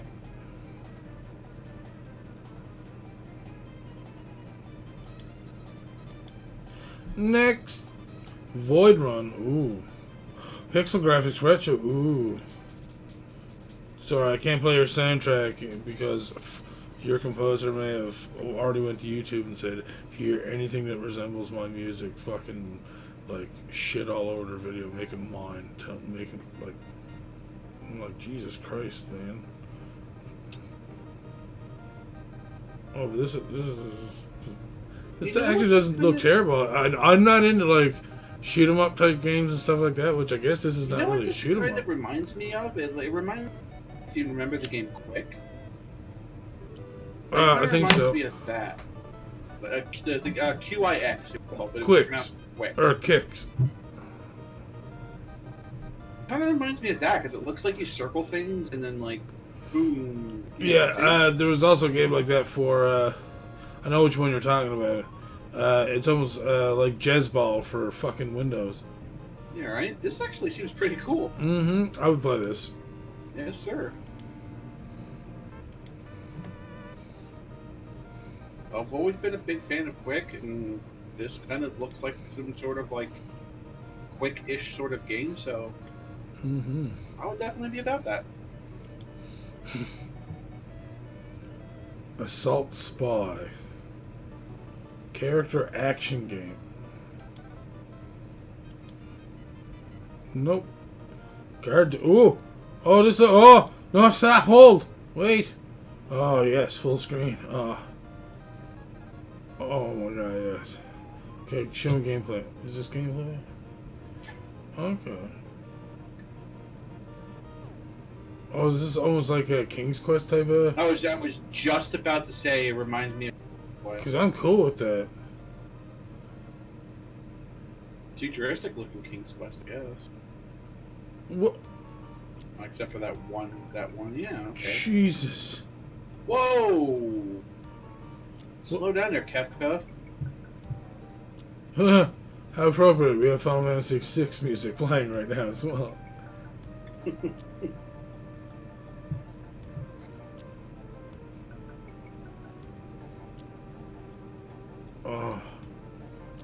Oh yes. This looks so good.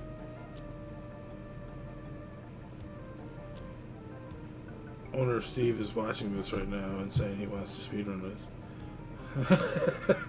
It's like, I haven't even played it yet. I don't know if I like the story. What the fuck? He was attractive. I don't know what you're talking about. He looks like he's part hamburger.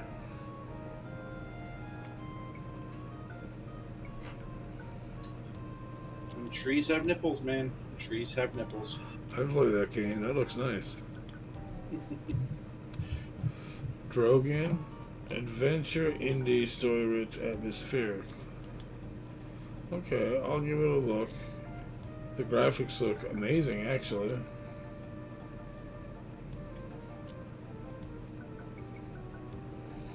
Red thread. Ew. What is that a fucking ode to? Oh, but yeah, this is one of those fucking creepy games, isn't it? This is a creepy game. Are you gonna get murdered or are you gonna find murder? Your father was a monk. Your mother was a priest. They met. They fell in love and they made you. But And now then you you must fell. find them and the riches that they left behind for you.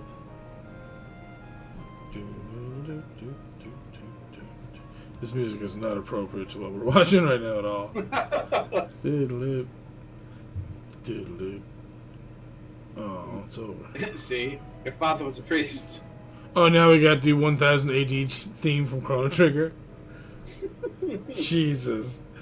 Oh, no, that's not Chrono Trigger. It went. Oh, is it saying that it changes atmosphere? I wonder. Like, I guess the weather changes.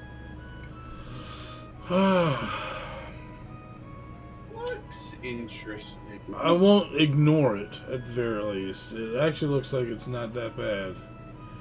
Single player, first person, Fjord Noir mystery set in 1920s Norway. Okay. I have to wait a while. It's coming out May 29th. You know what? I'll actually add that to my wish list. I would actually play this. I will admit, I am a sucker for high graphics games if there's really good scenery in it. One of the reasons why I could play Skyrim, one of the reasons I don't play Skyrim, because I would be playing it now, and that's it. That's all I would be playing. I'd be like, what's a speedrun? I don't know what that is. That's why I'm kind of scared of Elder Scrolls 6, because if that comes out, there's a good chance I'm gonna want to go balls deep into that. Anyways, finish up that queue. Oh, that was delicious. That was a delicious queue. All right, last going off. We got some news. Second Namco collection has been revealed for the Evercade handheld system. That was a system we talked about. First podcast, I believe it was. I think so, yeah. So, Namco Collection 2 includes Tower of Draga, Dig Dug 2, Galaga, Warpman. I can barely read half of these. Oh yeah, that was a better picture. Oh, get. Pack Attack, oh, nice! Splatterhouse 2 and 3. Can't see what the hell that is. Oh, here we go. They're all down here. Weapon Lord is another one. Yep. Oh, here we go. Jesus. Burning Force, Dragon Spirit, New Legend, Philios. I don't think I've played. Some of these I haven't played. I don't know for sure. Each cartridge costs about $20, the 3 being bundled with the console launch. It's certainly shaping up to be an intriguing release. Yeah, this little handheld thing. It's almost like it's a Namco handheld. Yeah, right? I mean, good for them if they're going to do something like that. That's kind of cool. I would think just the Tower of Draga itself. I love that game. Mm-hmm. This is kind of cool. Polymega's next-gen light gun controller will let you play Duck Hunt on your HD TV.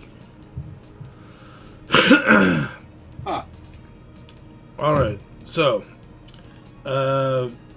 most of the guns, as you know, rely on the CRT technology found inside old TV sets, and and once we went into LCD and LED based screens, they basically made those obsolete.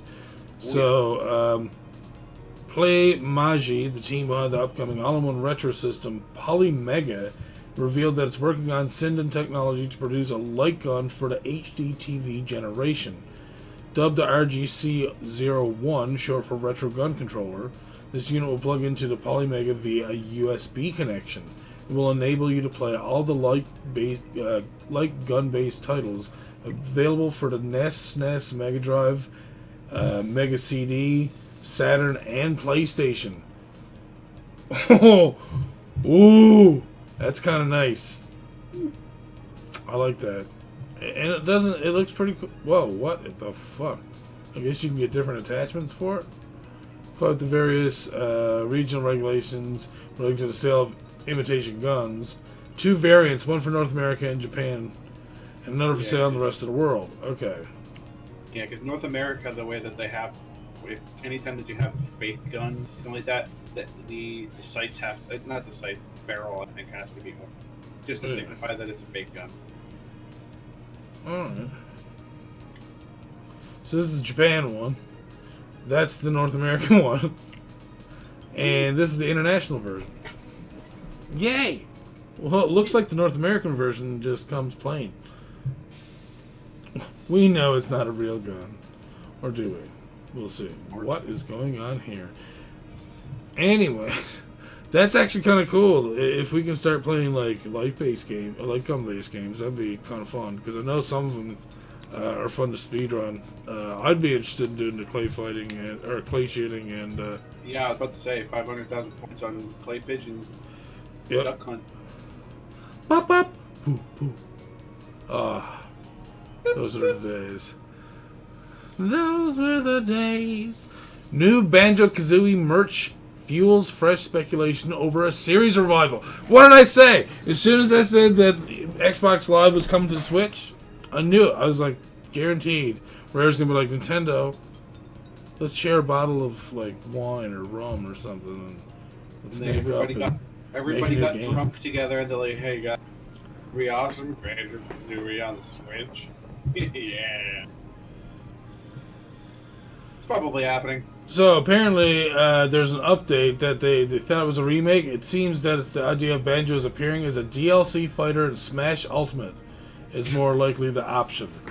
But still, if that's the case, if people start using Banjo enough, that means Nintendo will be like, oh shit, people really like Banjo. Maybe they'll go to Rare and be like, hey guys, remember how awesome things were back in the day? Let's do it again. Oh, come on, dude! Rare! Oh, God. Oh, I'd be so excited for that. A new fucking Diddy Kong Racing? That would be deadly. I would be so up for that. They just did excuse me. Alright. They just did Sonic Team Racing. Yeah, a new one of those, so. But see, I didn't play that one that much. I grew up playing just like the Nintendo stuff mostly, so. Right? So. I mean, it's a classic, so it would only make sense. And I didn't get to play any of the Banjo-Kazooie games yet, so I'd imagine that all the people out there who do love it, and I know that there's a huge audience out there who loves the Banjo-Kazooie series. So they would probably look forward to it. And not fucking nuts and bolts either. Fucking real Banjo-Kazooie. Banjo 3. Yeah. There you go. Banjo 3 for the Switch. Make mint. Alright, so Scott was talking about this awesome, Mega Drive that's coming out. Well, look at this. You can get a tiny Mega CD and a 32X and a carts. But there's a catch. It's all aesthetic. Why? That's why it's up here right now. My question is, why is this? And it's available for pre-order on Amazon Japan. What's happening? Why? In case the Decepticons show up or something like that, and the Autobots to be able to like animate through your make it through. What the? So yeah, I don't get the reason why this is even a thing. Apparently they're on this big huge like press thing like, oh hey guys, blah, blah, blah, getting everyone all excited, and they're all like, oh yeah, they don't work, it's just for aesthetic look. I'm like, what? Why would you do this at a press conference? What is wrong with you, Sega? Fuck, man. In case like the 32X and all that shit didn't look like a monstrosity, like just a complete freaking just disgusting group of 4 consoles into one for the real one. Here, now this one is fake, but at least you know that you have your freaking Autobot all thrown together. Right? And like, not only that, but my thought is, okay, well, it's aesthetic. Okay, so has anyone thought about, hey, let's put a block underneath of our, electronic system and another block on top of it, and, just keep that heat just wedged in on the system. It'd be perfect. It's really great for making people buy more. Right. Here's the thought now. When it comes to aesthetics, this is the wrong way to go. Okay? If you want to release something that's just aesthetically pleasing, all right? The NES Classic is the top loader. There's a Model 2 and there's a Model 3 Sega Genesis.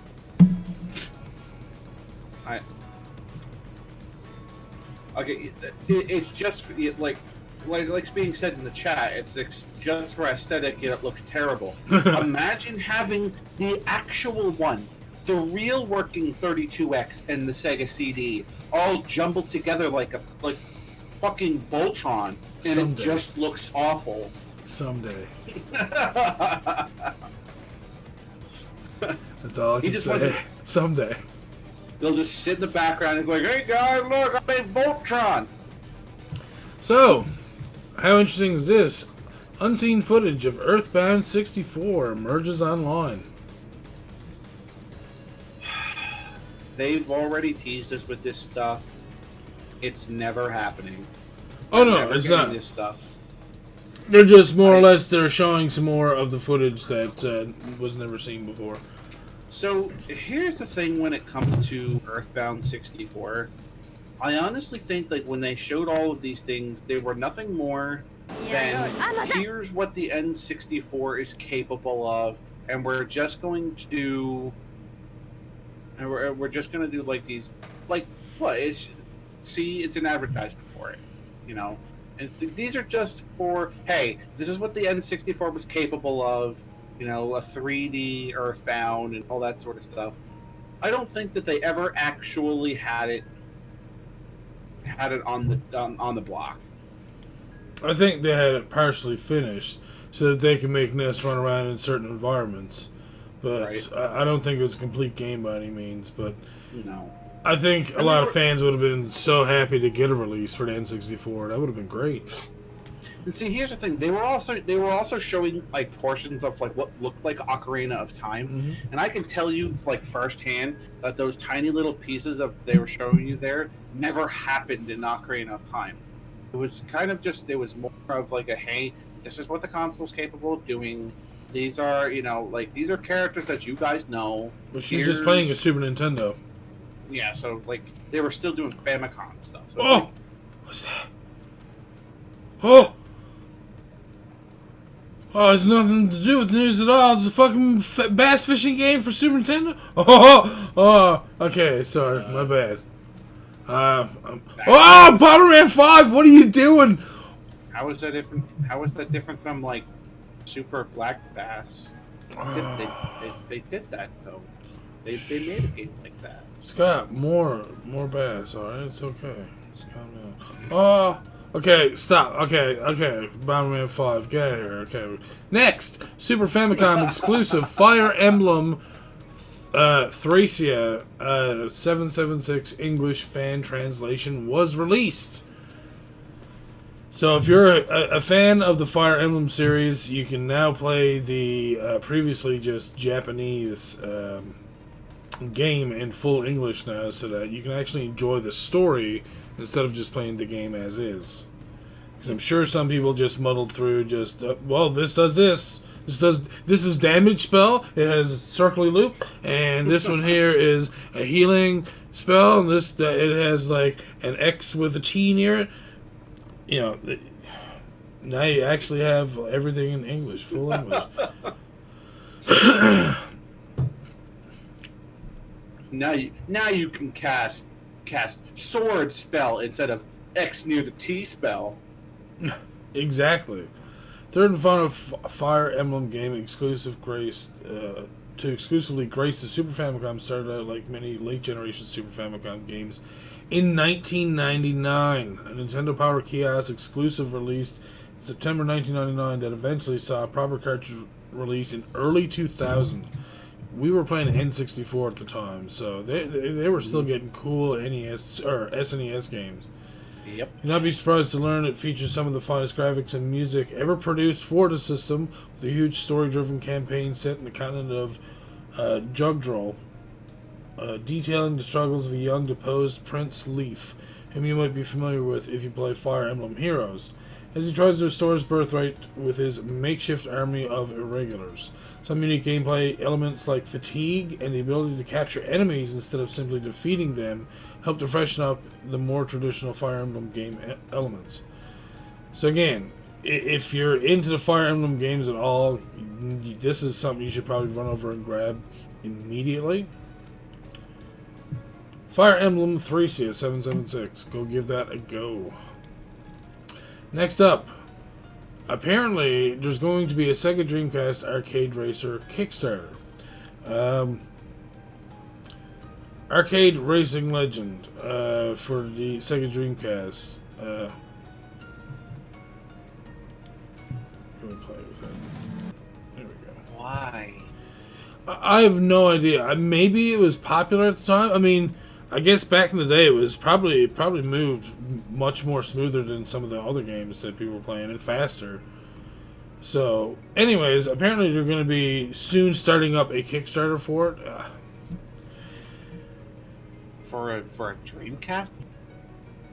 That's really niche. It's hitting Kickstarter for June 21st. Plans to include cars that Sega featured in previous racing games such as Daytona Sega Rally. This is what makes Arcade Racing Legends so interesting. I mean, I guess. I mean, hey, if they're fully utilizing the Dreamcast for what it is, I mean, you know.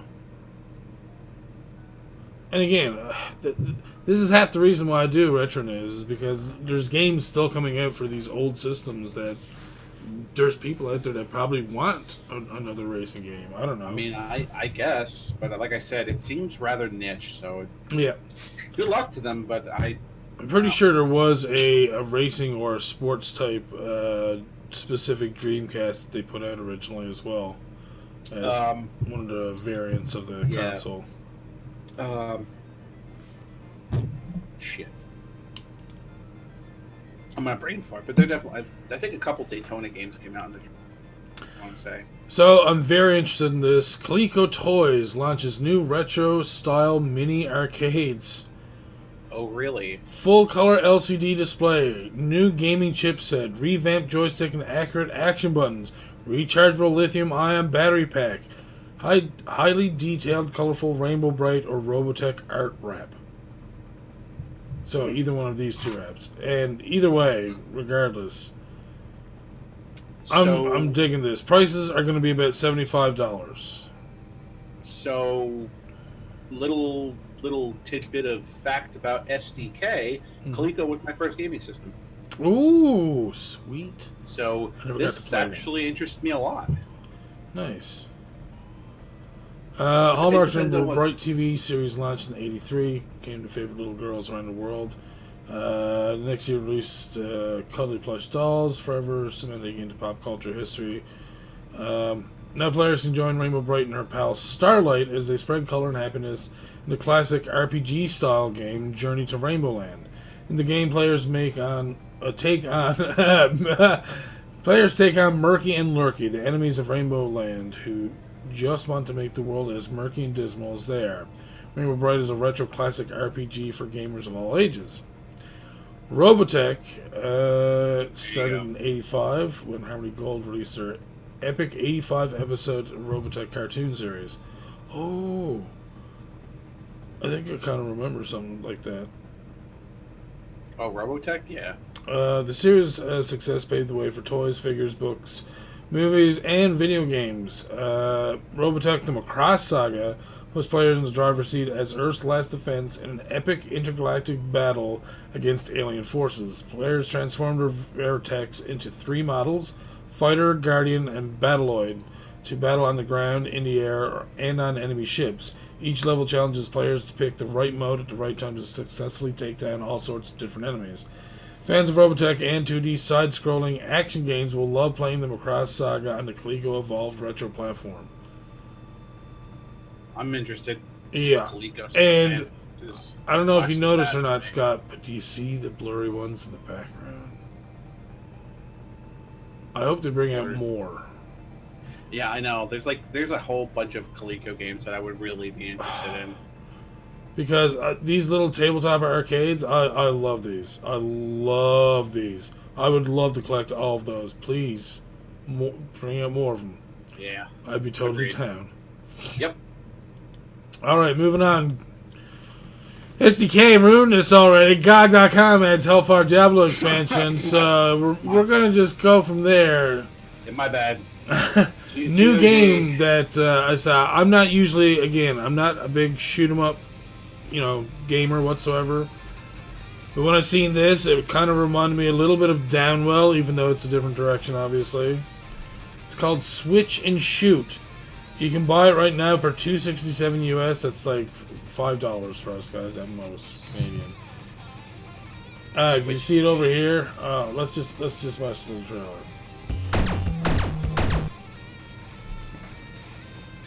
I love this Tandy style. I really, really love the Tandy style and just basic colors. It reminds me of ZX Spectrum, but like obviously faster. Just one button. Oh, each time you press it, you go back left and right. Yeah, I see. Oh my god. That looks cool as shit. Yeah, I could. Oh, I would definitely play this so much. Oh, this reminds me of Downwell. This looks really cool. Yeah. Oh dear, Blitz. You're Stardust now. Whoa, Tio. Whoa. Power up. Oh, this is cool. Alright, yeah, I would definitely play the crap out of this. Yeah, it's like less than $3 American. This looks really cool. I'm going to leave that open because I'm definitely going to buy that in the next... Probably when I get paid or something, yeah. That's a really cool game. Alright, moving on. Now we're getting into some really old games coming out. Anyways. Wolfling NESdev game appears on the... NESdev game appears on the Amiga as a scrolling test. Apparently Lazy Cow released an early version of a high-quality platform game for the NES and is an entry for the 2017 NESdev competition. Gained favorable feedback during that time, with one such member noting the game had nice level design, felt non-linear, and incredibly moody with rather nice animation.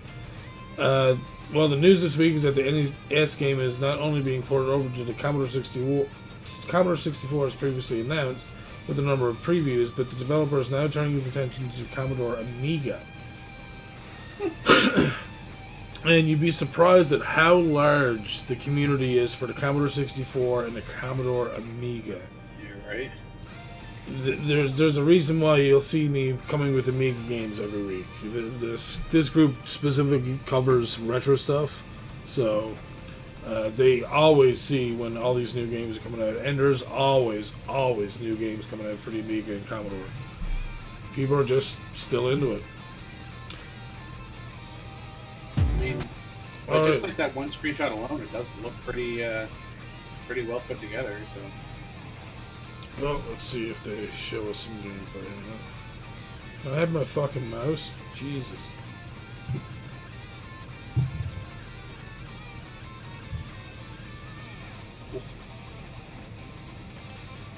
Wow. Oh, it's just a scrolling test. But still. Looks pretty nice. Yeah, it does.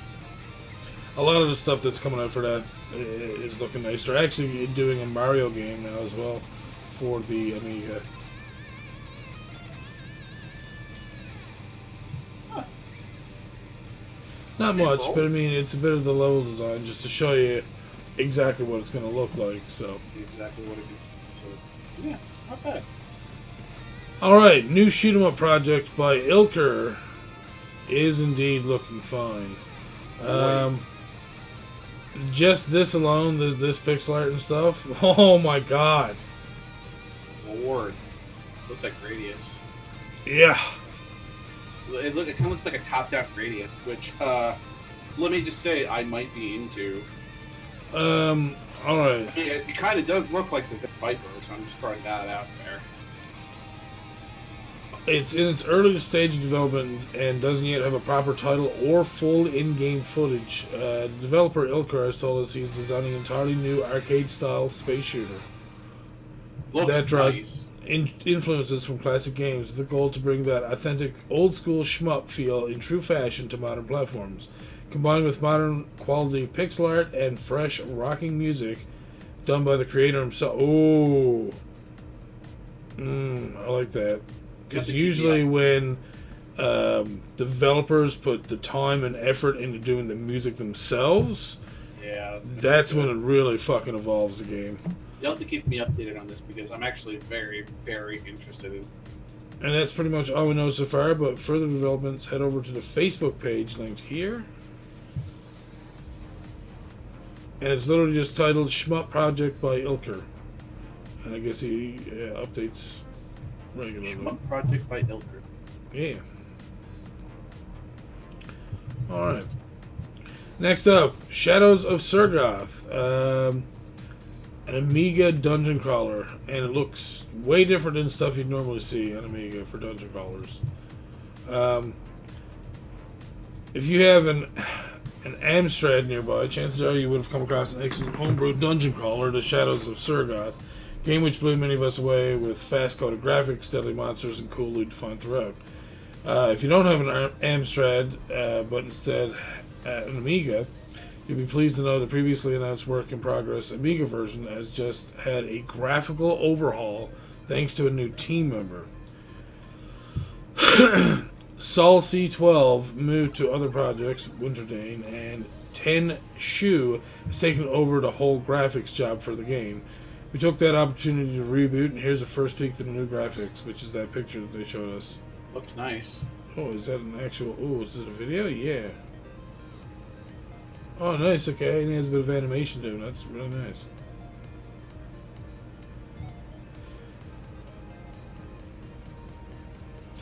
Shadows of Starcraft was announced as being ported over by the Amiga by Colin Vela.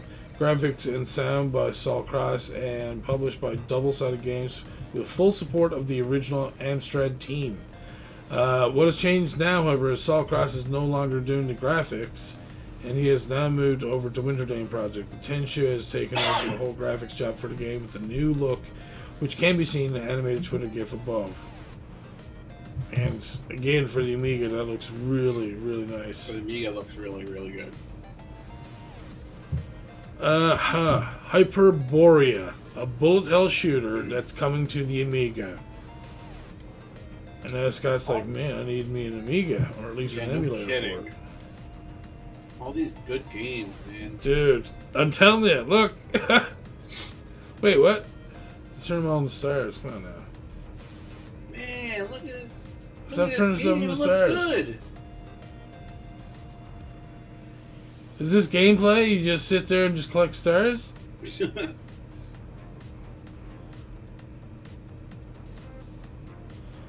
Damn, that's like fast animation too. It looks good. Yeah. Would like to see more gameplay. Yeah, as would I. New Amiga game for the Amiga Dream Team as a bullet hell shooter that requires at least a stock A1200 or above. According to the team behind Hyperborea, the world's first real Danmaku bullet hell shoot 'em up, they have said this is being developed for classic stock Amiga 1200 computers and above, and will be created using pure handcrafted assembler, the finest of pixel art, 2-player simulation modes, and the highest of bullet counts on such a machine, as well as smooth 50Hz scrolling, tons of arcade shoot 'em up action. Damn. Definitely gonna want to see more on this. Yeah, and we're gonna keep getting good updates. Again, IndieRetroNews.com, great place to get your retro news, and if you're looking for a nice read as well. Kings Valley, Konami's platformer, is coming to the Commodore 64 via Cytronic software. A port of the MSX version, first released in '85, and also as an appearance via MS-DOS in the '80s, and as an unofficial port in 2009 on the ZX Spectrum of RetroWorks, will be coming. That's 2 words. Will be coming to the C64 via Cytronic software in association with RE.Bit magazine. No, there's not. Anyways, I was hoping there was going to be a video there so you could actually see the gameplay. It's not a terrible game for '85. You have to remember that as well. That this game came out in 1985 when arcade games, like not Super Mario Bros, but Mario Bros, the ones where the shit comes out of the pipes. Around those times. So yeah, stuff was pretty basic. So, but yeah, this game is still a lot of fun. It says that I played it, but it looks arcade style platformer requires to collect gems while also avoiding angry mummies and other such deadly monsters. I think you're this little dude right here, if I'm not mistaken. Yeah. Or it's either that or you're this dude. It's one or the other. Jumping looked like guy. Yeah, that guy on the left. Yeah. Anyways, features authentic retro platform action, high-res character sprites, pickaxe and sword against the mummies, 15 pyramids to explore, C64 mini compatible, very nice, SD2 IEC compatible. I don't have a clue what the fuck that is. You want to look that up, Scott? What is it here? SD2 IEC. SD2 IEC. I'm very interested in that. I'm sure if one of the guys here who collect for, I think it's is it Elspbuddy or maybe it was Peter? The SD2 IEC is a mass storage device using an SD MMC card and interfacing with the IEC bus. It is based on the AT Mega 644 microcontroller from the Amtel AVR microcontroller family. The most prominent use for the SD2 IEC is a replacement of a Commodore 1841 disk drive for a Commodore 64. Hardware and microcontroller SD2 IEC firmware are available as open source. Okay, so it's kind of like a partial C64 buff. Pretty much. And they're really not all that expensive either. Less than $100 US. Okay. Yeah, some of that computer stuff can get super fucking expensive though still. Yeah. I do have a VIC-20. Sam's Journey coming to the NES now with new footage. Okay. The Knights of Bytes, Sam's Journey. And yeah, sneak peek number 1. Here we go, Sam. Okay. It actually has that Nintendo look to it, though. Like, they didn't, like, over-modernize it or anything. Oh, and I do like the animations, too. Very fluid. Kind of reminds me of... Ooh! Oh! Okay, no, I like this. It's kind of like Kid Chameleon. Can you get, like, a billion different fucking... Okay. A little different now. Yeah, I wasn't so sure about Sam at first, but now I'm pretty cool with him. Oh, hey, it's me. No, wait, that's not my last name. All right, Knights of Bytes. Knights of Bytes have been working on hard since the release of Sam. We are excited to announce Sam's Journey is not only coming to the NES, but there's new in-game footage that you can see above, which we've just seen.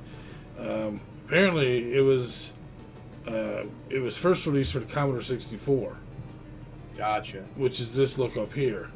But as you've seen in this other one, it's a little bit more smoother looking, a little more easier on the eyes, and that like those greens are pretty fucking harsh and gross, honestly. But sometimes you have limitations. But yeah, no, it's cool that again, new NES games are always cool. I like that.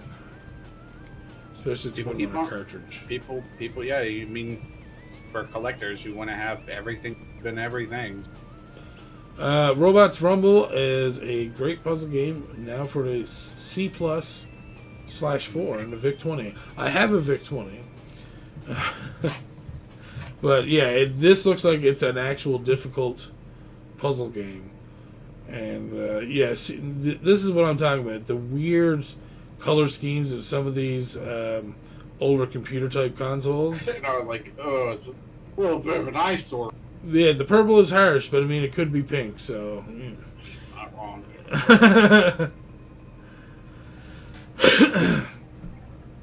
This game was originally developed by. Oh my god, I'm going to butcher your name, dude. I'm sorry. Migatello Art for the ZX Spectrum 48K and 128K in September of last year. As an enjoyable game, albeit a very challenging puzzler with the use of magnets to control a character. Fast forward to today, Eric. Magic Kirik has told us Akuto Force has finally released the C+4 and VIC-20 conversions whereby everyone can now get the chance to play this lovely little game.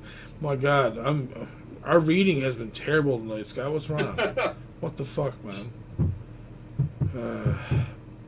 Not enough coffee today. Yeah, seriously. I mean, this looks pretty cool, so... You'll need to use each of the magnets on both sides to pull a defective robot towards the fiery pits of lava without touching anything nasty, causing the robot to blow up and pollute the entire planet. Jesus. Alright. That's extreme. Who built a robot like that? Oh, by the way, if this robot ever explodes, we're fucked. Just saying. Hello. Up next, Web MSX 5.3, one of the best MSX emulators, gets another update. For those not aware, Web MSX is literally a browser MSX emulator. It's one of the best MSX emulators around, offering performance-rich features and mobile compatibility. Paulo Peason has announced a new release, version 5.3, which includes additional 5.37 MHz CPU turbo speed, light version with C-BIOS machines, CRT scanline simulation, Mega RAM extension 256K to 2 meg, left side touch control buttons, full windowed mode, screen pixel aspect ratio changed to 1.14, so it's actually the way it should be. We have improved settings with increase and decrease values, hotkeys and shift modifier decreases values, new external config file, easier setup of custom machines and extensions, new environment concept, isolated save states, configs, performances, mouse pointer auto lock into full screen modes, bug fixes, ST Snatcher, Melancholia, and overscan games now work. It's open source, can be used by any OS and browser that support modern web technologies, except obviously Netscape 4.0. One of the Konami games that we were talking about there a few minutes ago is actually for the MSX, so if you're actually looking to play it, now you can play it right in your browser. Right. I'll have to keep that in mind. The MSX actually has a handful of great games that I think get overlooked quite a bit. But that's for a different podcast. Moving on. Yeah. Ha! Scott didn't get all the cool Zelda news. Legend of Zelda Trial of Courage, a brand new adventure for your NES. It's an exciting new experience for the NES system. It's a ROM hack created by the 3Dude. Took many months of hard work editing and revising for an official release on June 1st, 2019. Here's what you can expect to see in the hack. A new story, fresh change of pace, completely changed graphics, more color variety and beauty, brand new overworld and puzzles, 18 new dungeons and secrets, new minimap feature, mix of difficulty, new way to save the game, new music, 4 different versions to choose from, so different difficulties. If you're a big fan of the original Zelda games for NES and SNES, you will feel right at home with this new adventure. To play the game, you'll need the original game ROM, Legend of Zelda. PRG0.NES, and a Windows patcher program called Lunar IPS. Yeah, there you go.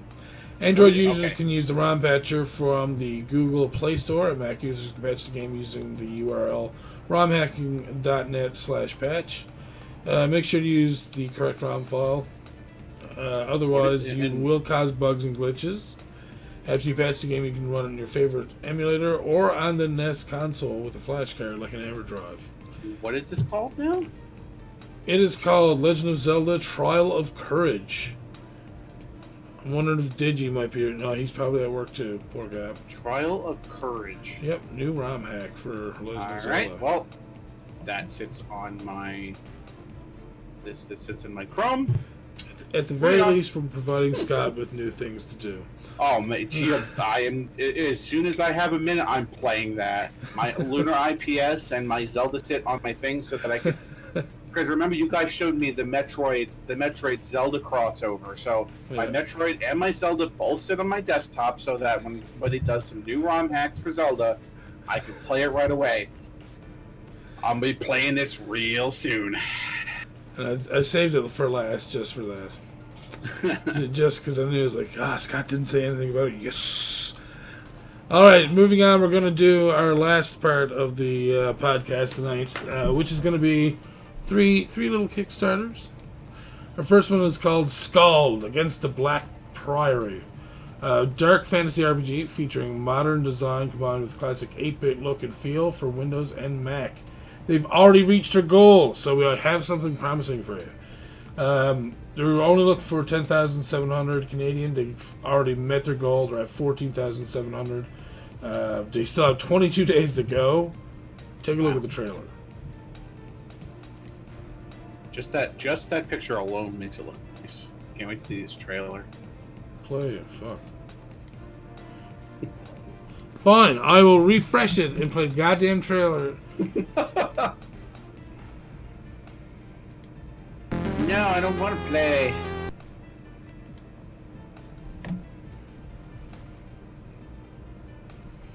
So yeah, if you're really into classic RPGs, you're gonna love this stuff. I would play it because I'm a fucking nerd. Oh, it looks like Ultima. Mm-hmm. Whoa! She's Oh, rat queen. wow! It's looking like an Ultima sort of game. Yeah, dude. Man. Heck yeah! Right? So you can see why the Kickstarter got a lot of attention. And Oh yeah! It's like, oh, hey guys, there's cool. no game that looks like Ultima. No surprise that they met their Kickstarter goal. Yeah, no surprise at all. So yeah, Looks again, pretty cool. huge fan of that kind of stuff. Is it PC or? PC and Mac, yep. Nice. It looks like the guys are from Norway, Oslo, Norway, yep. And a copy of the game is only $15 Canadian, so about $12.99, $11.99 American, more or less. That's not too bad. For like a pseudo. And you're also invited to the Skull Discord server. Nice. You get an in-game thanks for $30 in-game thanks, digital copy of the game, demo of the game, high-res version of the full-color hand-drawn game map. Really, digital copy of the game manual and campaign guide. That's pretty cool. For $54, you get all the above goodies. You're invited to the closed beta in late 2019. Discord server beta channel. Desktop wallpaper, digital copy of the game's soundtrack, access to the Hermitage, a special in-game location. Ooh. Digital art book and creator's commentary. Lord of the Realm, get a physical softcover copy of the game manual and companion guide. Wow. Physical Scald backer certificate, all digital assets and a Scald USB card. Physical paper print of the full color hand-drawn game map. I like that. That's really cool. Yeah. And that's $77? Really? It's not bad. That's giving it away, man. They're giving away a lot of shit for $77. They're going to just send that to you? And the release date, what looks like August 2020? Yeah. All Pretty those good. goodies, all physical rewards packed in an exclusive game box. Oh. And then I jizzed in my pants. $107. That is not bad, I guess, for everything that they're including as well as the box. And they have 28 backers. Damn, yeah, I'm not surprised. Access to the small council Discord channel, custom Scald RPG dice set with Scald dice bag, digital copy of the game upon 3 copies of the game upon release. Physical cloth map printed on of the full color hand-drawn game map. Nice. Hardcover art book with creator commentary. Lord of Idra exclusive content. Ooh.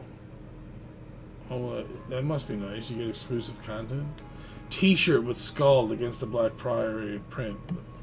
That's kind of nice as well. How much is that one? $307. Well, you're gonna get what you pay for there. Jesus. Oh, yeah. Absolutely. And for $600, help design a special item, help design an encounter or location, Game Master session of Scald for you and other backers, help design an NPC or monster, 5 copies of the game, your portraits and a 40x40 in-game character portrait. Jesus, they just... Okay, no, this is their last one, alright. An additional collector's edition box. Jesus. Well, here's one, here's another one. Look at that cloth map, though. Oh, yeah, it looks... Oh, that looks so cool. Yeah, see, I'm a nerd for that kind of shit. I really am. They've got an Ultima box sitting there. Like, what is this game based around? I wonder. I don't is know it what you're Ultima? talking about. Invitation to the launch party in Norway. Sleep on my sofa. But wait. You can have 5 back. How big is your sofa? You can have 5 people sleeping on your sofa? Oh, man. Free shipping worldwide. Producer credits. Sleep on our sofa. Jesus. So anyways, yeah, this looks like a pretty badass game. I like the look of it. I like all their little awards as well. It's like, I mean, it's an Ultima looking game. It's gonna do well. mm-hmm. It can't possibly not do well.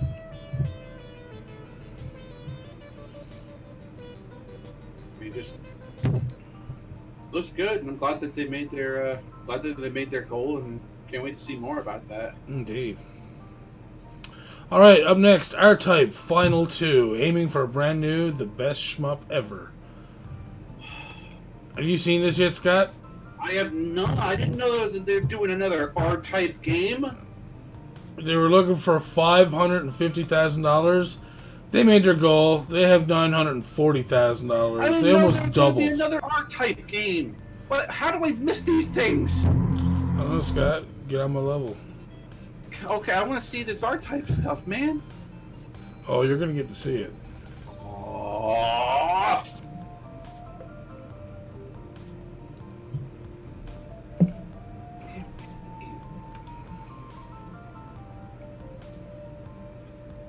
Oh, it looks so good! Oh my god, it looks so good! Charge that up! Try to shoot that beam! Yeah! Whoa. For those of you who don't know, I'm a big fan of like these space jumps and stuff like that, like R-Type and Darius and Gradius. I love these games, and this is man. Yeah, This you looks fit so right in good. with the retro speed running group, dude. You should, you should definitely come What in is sometime. R-Type? You don't know what R-Type is? Get on our level, man. You gotta charge up them lasers and go boom, shoot that laser. So it's basically going to be put on everything, and available in Japanese and English. When's the release date? Estimated delivery July 2019. What? No, that's. Oh wait, no, hold on. Digital copy December 2020. There you go. December 2020. Oh man, that's a long time to wait. Yeah, but you can see all these pictures here. I know. Mm-hmm. I know, Oh, it'll second be worth trailer it. update. Oh, Scott, you want to see some more? Yes, I do. I absolutely do. This looks like the same one. Yeah, it does.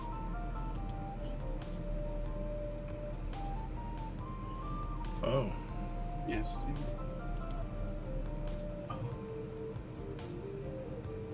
Pilot?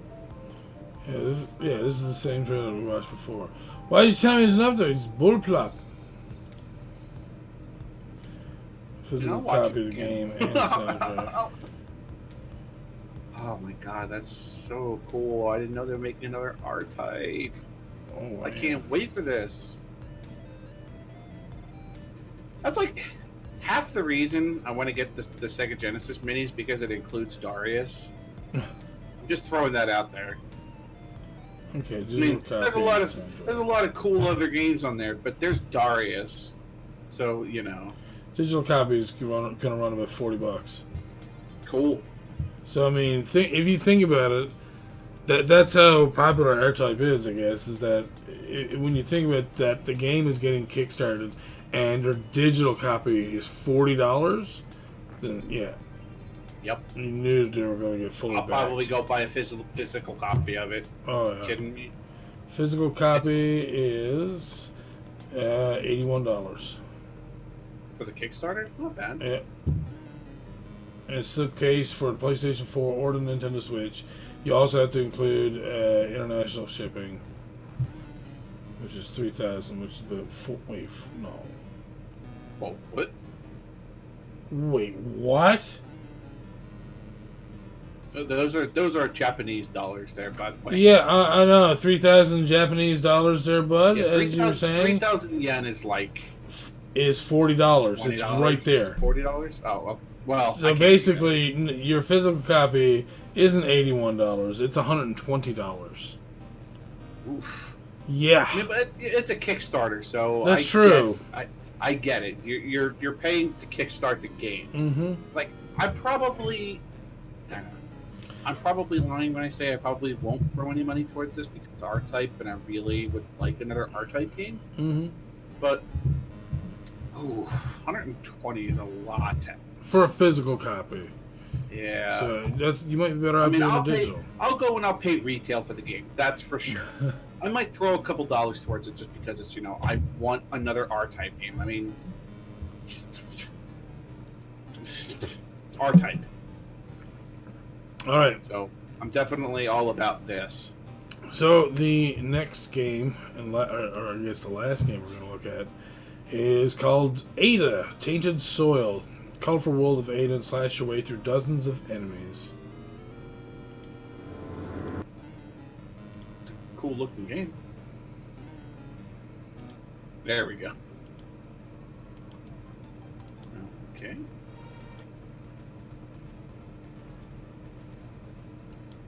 Actually. There we go. Feels very... Whoa. Mm-hmm. Whoa! Yep. It looks fun. Oh, jeez. I can see people speedrunning the shit out of this, dude. Oh my god, yes. Oh! Do not poke the ghoul. Whoa! Is that a huge giant just crying over there for a second? That was crazy.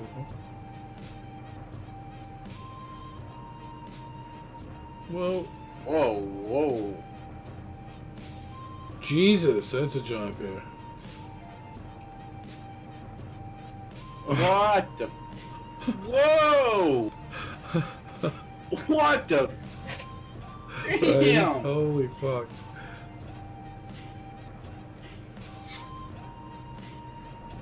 This looks cool as hell. Oh yeah, dude.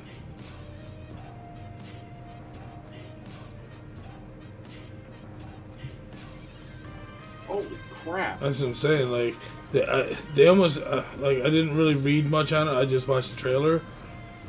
And it looks like this is supposed to be like an older lady. So it's kind of cool to see, like, because it's not often that you ever see an old person as your main character for a game. She's pretty, agile for an old lady, eh? Yeah, no kidding. I assume, no, I mean, I could be wrong. She might be fucking, like, younger than us for all I know. That's a big old bird.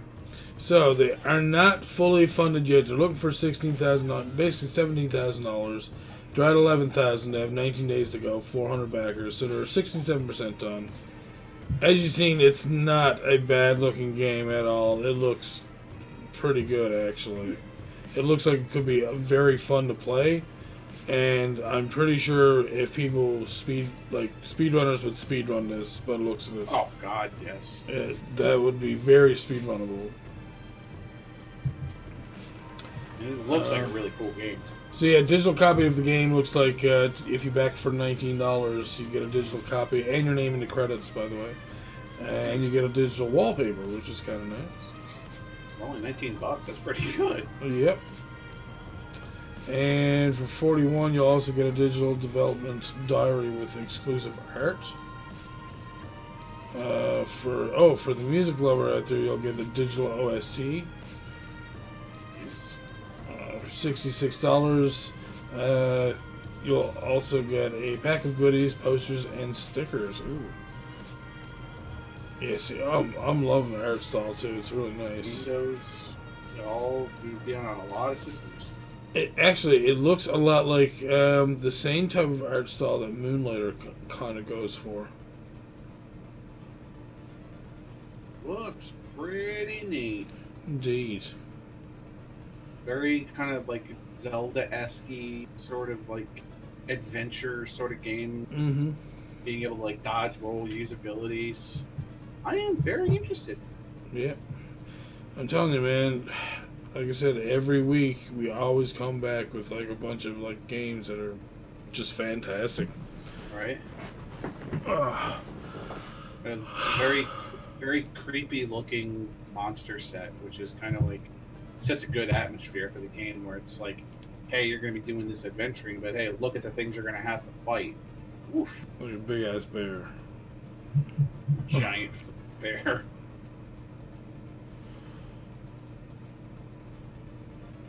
It doesn't say anything about her really. But yeah, it looks like you do alchemy. Yeah. So you do alchemy, and it looks like you have a big hood and stuff. And you pick up ingredients. Oh, almost like Secret of Evermore. Right? Oh, that's cool. I like that. Through.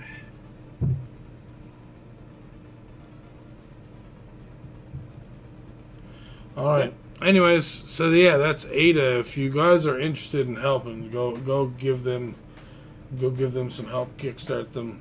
They're at 67%. They're not that far away from reaching their goal, but Especially for a game that looks as good as that, man. and see, and that's the other terrible thing is when we go and look at Kickstarters that look this good, and like when like we were looking at one like I think last time that had like hardly any money going towards it at all, but like it looked fantastic. And it's just like it's sad that those games get overlooked. But see, what'll probably most likely happen is they'll either still do it and still make their money out of it, or some other independent company or studio will pick it up and pay them to do it, kind of thing. So, but anyways, that's all. That's all we have right now for this week.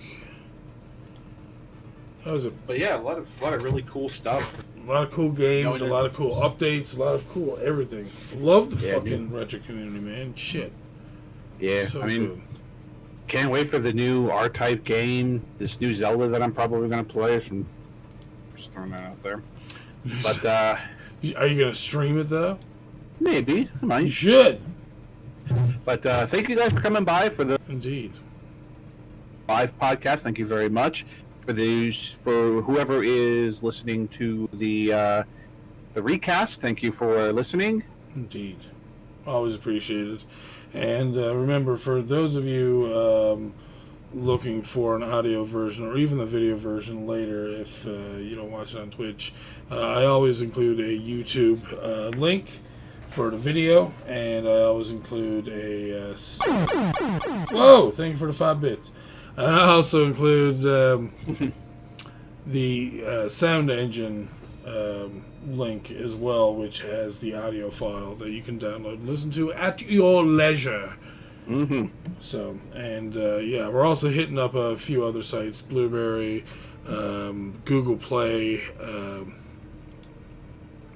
Trying to think of some of the other ones now. Spotify.